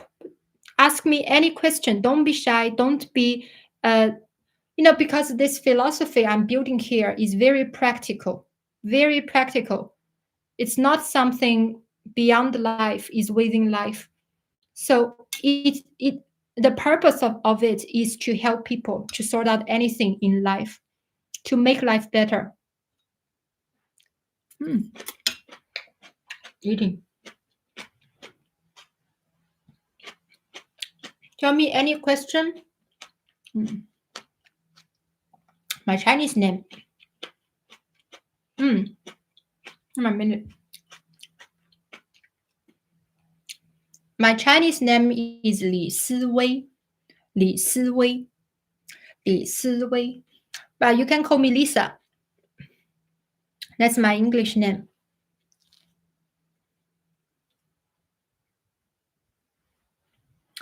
And also, if you have any suggestion for the next topic for the streaming. Let me know. Let me know what's your suggestion for next streaming. And also anybody, if you would like to, discuss one-to-one to me about some specific question because you might don't feel comfortable, we can arrange Zoom. So just contact me, send me a message on our Facebook link, Facebook page. Just send me a message through Messenger. We can arrange that. So don't worry. So this philosophy is gonna give you a lot of positivity because it makes me very positive person, literally. And I'm not born in this way. Literally, I'm not born this way. I'm telling you, you might not believe, but when I was a child, I just cried a lot, and mm, I don't really feel happy when I was a child. But all of these things that Li Si yeah. Let me type in here. My Chinese name is Li Si Wei. Yeah. Practically, how do you identify your purpose? Or is there such a thing as having a purpose? Purpose. Practically. Sorry, I'm trying to understand our rule. How to identify your purpose? Are you suggesting my purpose for doing the channel? Or is there such a thing as having a purpose? Or you mean purpose for life, purpose for survival, purpose for us to be in this planet? Are you suggesting that?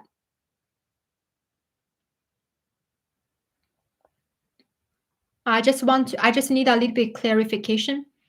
Are you I mean, in general, for everyone, purpose. All right. So, I mean, it really depends on your purpose of what. If you're suggesting the purpose of life, the meaning of life, sometimes when we feel a little bit sad or depressed, we feel like there's no purpose of life. There's no meaning of life. We're just here. It's just an accident. It's just, there's no meaning. Basically, nihilism. If you suggest that, then this meaning of life, I would suggest that the best way is to enjoy life, but without precision. Like you don't want to claim your ownership of the energy because the energy is ever flowing, but doesn't mean because it's flowing, you cannot enjoy the beauty. Right, we all get old, and one day I'm gonna get old. I will be, my body will be old, and I will be maybe in pain and everything. I know that they will come for everyone, but doesn't mean that I cannot enjoy my life. I cannot, have a purpose in life because the purpose for me, is just to participate in this planet, participate in my life, and have a harmonious relationship with myself, with people, and with this world. So in this way, I can enjoy love. I can enjoy the very beauty of the existence. And I found it enjoyable. That is to me though. But I would say that purpose for life can be various. Maybe somebody they feel the purpose of life is to achieve something, to become a very successful person. I personally, I don't want to judge that. Really, I think if that is what can satisfy them to make them sense the value of self, I don't think there is something wrong as long as they can still at the same time can maintain the connection with people.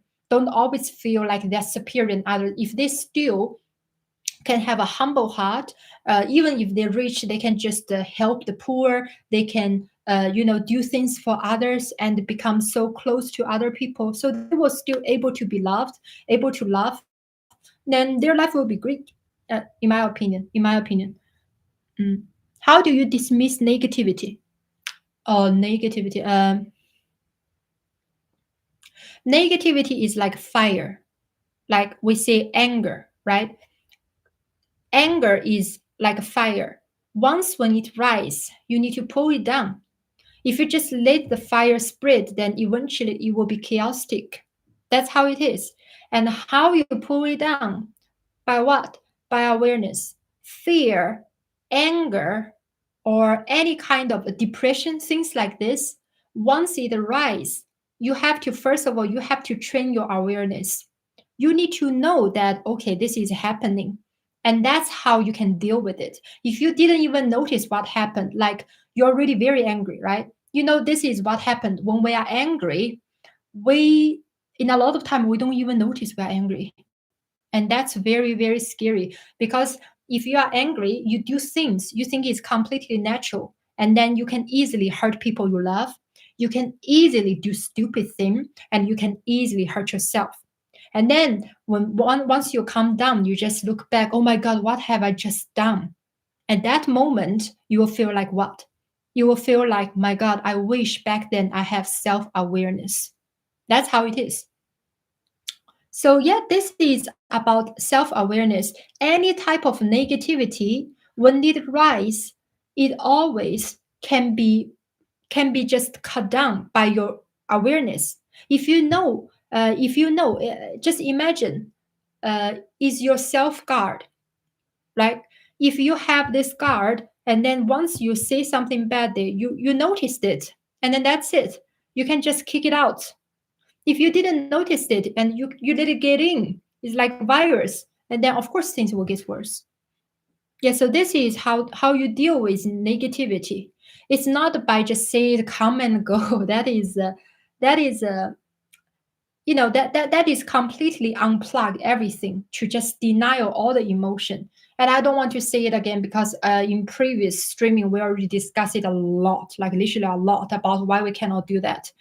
So you cannot do that. You cannot see yourself as an observer. You have to participate in this life, but at the same time, be responsible to balance this type of various relationship. When there is negativity, that's a signal. That means something, somehow, there is a blockage of energy. You have to go fix it. Just as simple as that.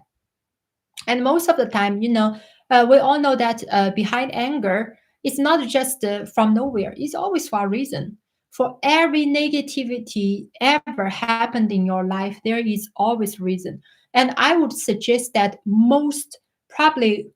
would say probably 100% of negativity is out of just disconnect. When somebody is disconnect, they feel inadequate. And when somebody feel inadequate, they feel they lack of self security. They don't feel secure of themselves. And when they're not secure, they do any kind of thing. They feel scared, so they are attacking other people. They feel angry, they're defensive. They feel jealous because they don't have the things that other people have. It's all about lacking of self security. So how to cure that? How to cure if somebody always feels so inadequate? How to cure this kind of feeling? They feel they just don't have that. Is by connection, right? You We are like a baby. We are like a baby. If we cry, what we need is our mother to come here to comfort us. That's what we need. Crying is a signal, is asking for connection, right? That's just how it is. If you just let it cry, the suffering will not go away. It's just still going to repeat like that again, again, again. So what I'm suggesting here, if we want to ever sort out of the insecurity, then we have to build the connection with the world, build connection with yourself, build connection with people around you. With this connection, you will never feel inadequate. Why? Because energy is flowing through you. There is no blockage. When energy flowing through, everything works nice. You don't feel inadequate because you feel energetic. Everything is in harmony. How can you feel inadequate in that kind of situation? It's impossible. Impossible. That's what I'm reply to Mr. G to discuss about the negativity. Yeah. So negativity is not something you should feel scared of, but it's something that you have to understand and be highly aware when it happens. That's just how it is. Yeah, so instead, if you choose another path to seeking for some kind of escapism, seeking for some kind of metaphysics, that's just dead end. I mean, you can try it, but one day you will find it's dead end, and you will come back, try to rebuild the connection, but maybe you already waste a lot of time, and you will find it really difficult to rebuild this connection, and it will be such a shame because maybe back then, if you don't choose that path, you already build a very happy life. That's how it is. Nothing to do with money. Nothing to do with money. Doesn't matter if you are rich or not. The happiness is about this. It's about connections. Yeah. So any question? Any questions? Also, Mr. Arul, I hope that I answered your questions about the purpose. I would identify my purpose is to enjoy life, and enjoy all these connections. And there is no reason to not enjoy life. But I'm not suggesting just without a boundary to do whatever, to looking after pleasure. Of course, not like that. I mean, you already understand what I'm seeking for is a deep sense of happiness, not a fleeting pleasure. I want a deep sense of happiness. And by having this, how to achieve this is by have a harmonious relationship in that three paths. So yeah, so again, I would say again that my philosophy is very, very practical, my friends, very practical. Um, and I also I mentioned a lot of time, I don't reject science at all. I embrace it. I embrace science. I embraced a lot of philosophy, good part about philosophy, the part that can help you to have this harmonious life, right? So just a minute. How did you figure out your purpose though? If a person doesn't have a sense of purpose, how do you start the process of identifying one? Mhm. Purpose, right? I mean, if you cannot know what you want, I think there is something universal we should be agreed with is nobody like to suffer, right? So how about let's identify the purpose as end the suffering. How about that? I mean, probably everyone would like that. I'm not suggesting a purpose of being rich or something like that. But I guess everyone would like to have happiness. You can set up a purpose which is happiness, right? If you want happiness, then that requires you to participate in the world. And just as whatever we already said so much about all of these things, to not try to escape, but try to participate. And that is the purpose of life.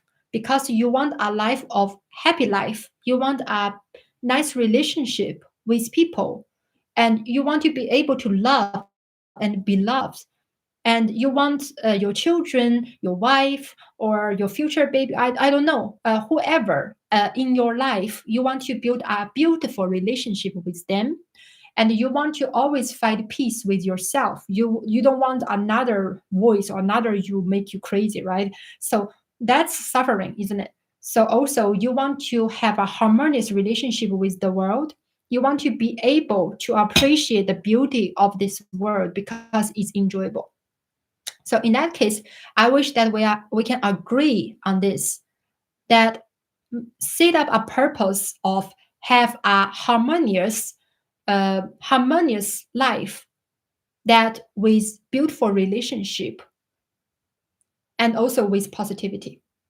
I mean, this kind of purpose, I I think you wouldn't reject, because almost everyone want it, unless you want something different, like then. But these personal choices.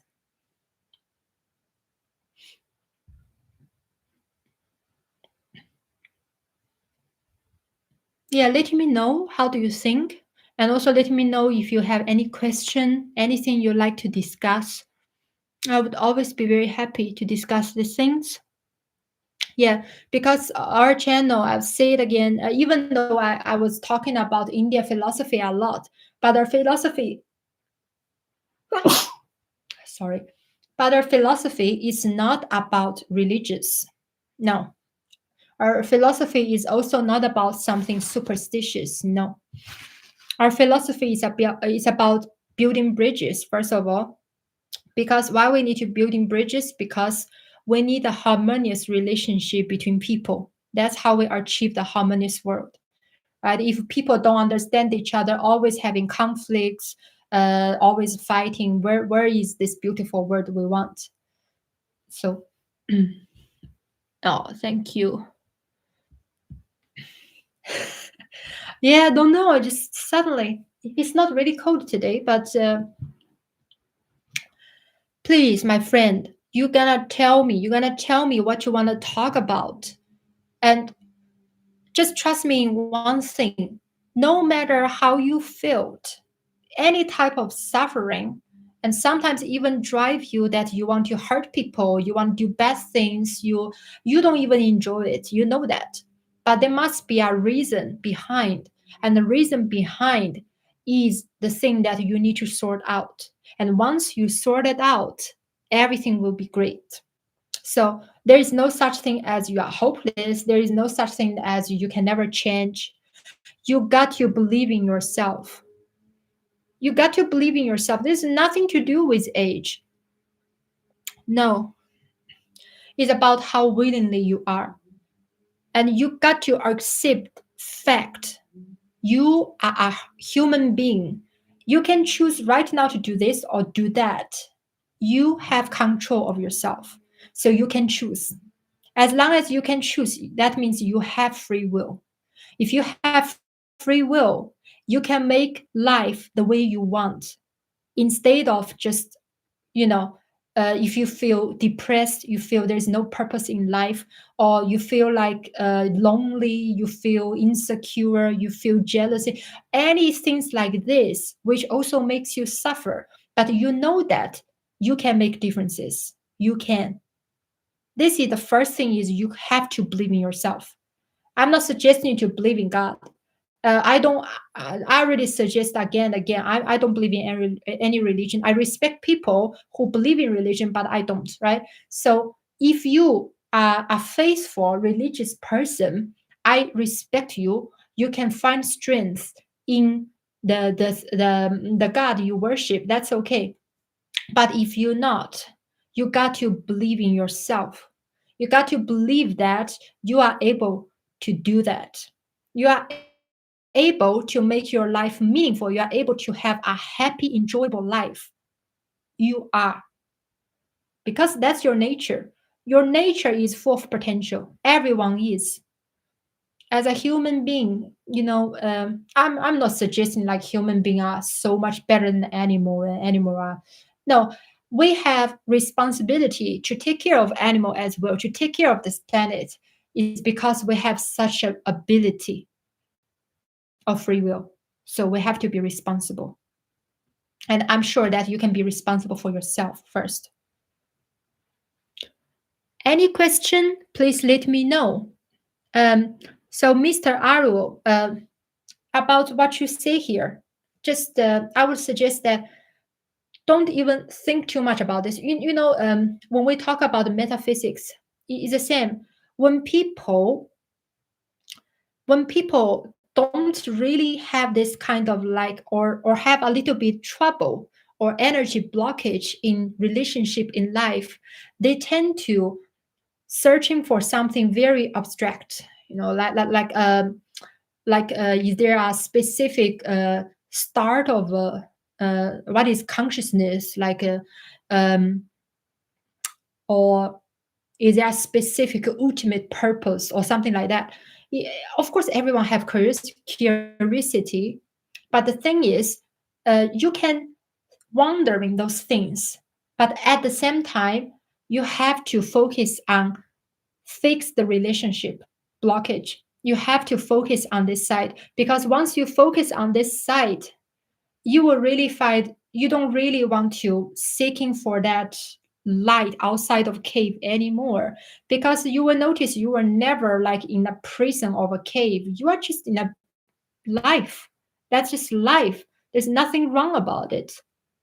So I would invite that for sometimes when we feel very painfully searching for some ultimate answer like that, I would invite us to first of all come back to earth.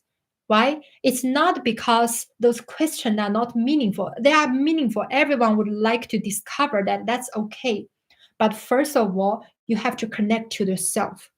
You got to connect to yourself. Otherwise, you will only suffer, because this kind of connection is priority for you to be able to enjoy your life.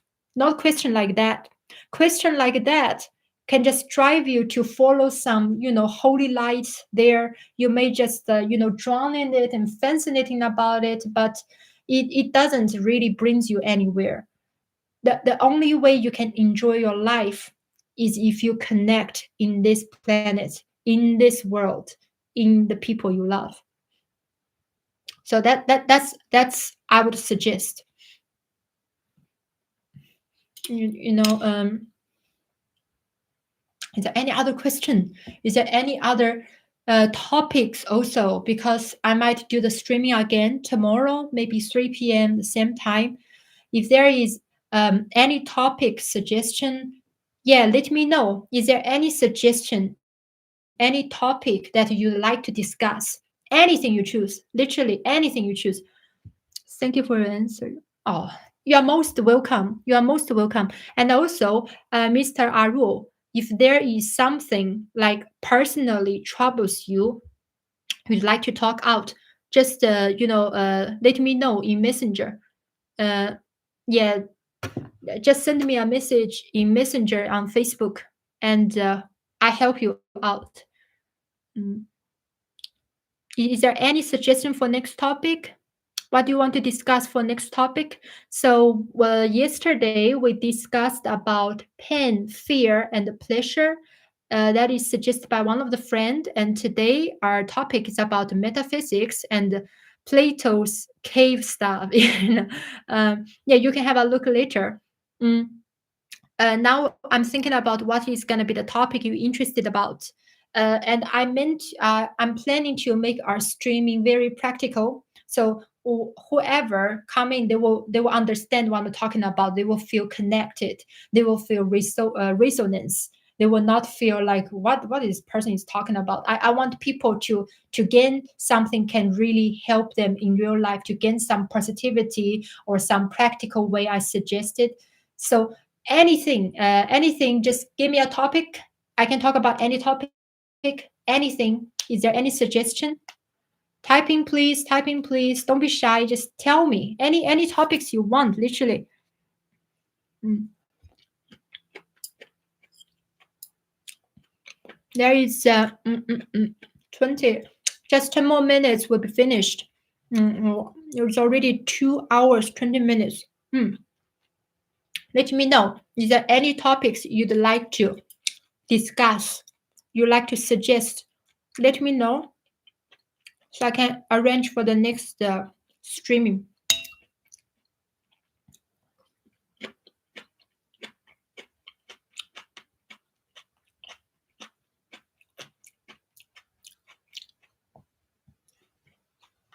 No, come on, let me know. I don't know what to talk about. Seriously, it's too much topic in this world. I don't want to even randomly pick.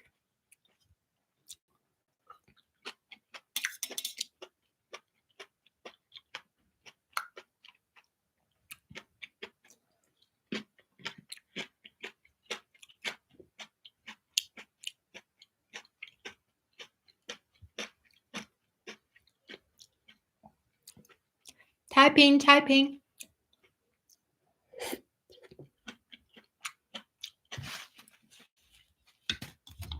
I'm having my spicy noodles.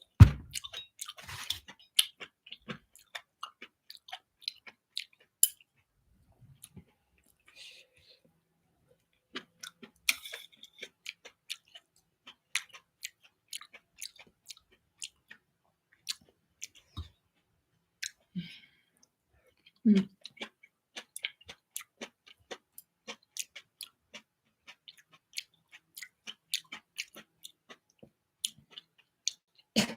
You can always contact me through Facebook Messenger. Let me know.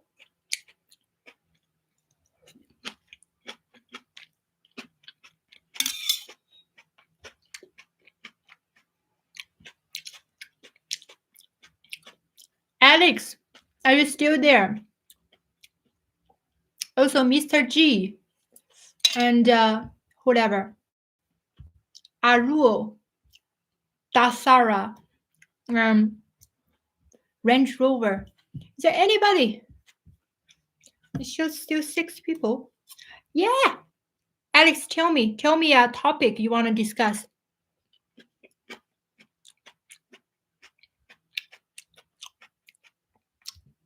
Tell me a topic, please.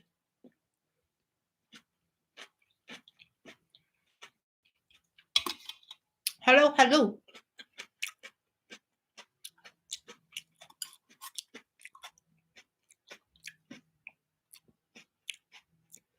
Hmm.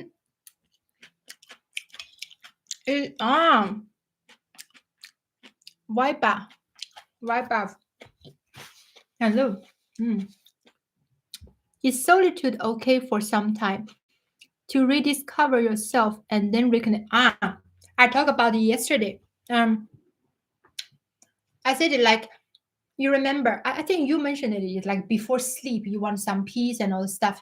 So, and then we discussed a lot about Advaita, about this, like kind of like complete relax. That's absolutely fine. If you just want momentarily to completely relax or something like that, do it. We do that every day. Imagine every day we sleep, don't we? We sleep on the bed and we forget about what is happening in day life, and we just go to the dream mood, all the thing. That's okay because this is also our nature. We need relaxation, we need to sleep. Imagine if you every day you don't sleep, then what, your health will be damaged. So you have occasionally, if you occasionally you want to fight this solitude, you want a man cave, you want to recharge yourself or something like that. If the path you choose is to kind of like isolate yourself from this world a little bit, that's okay. As long as you come back soon, that's all I'm asking. You cannot stay there for too long, because if you stay there for too long, again, I'm gonna make the example of the phone. I'm gonna make this phone as example all the time. So you charge it, right, and then you turn it off.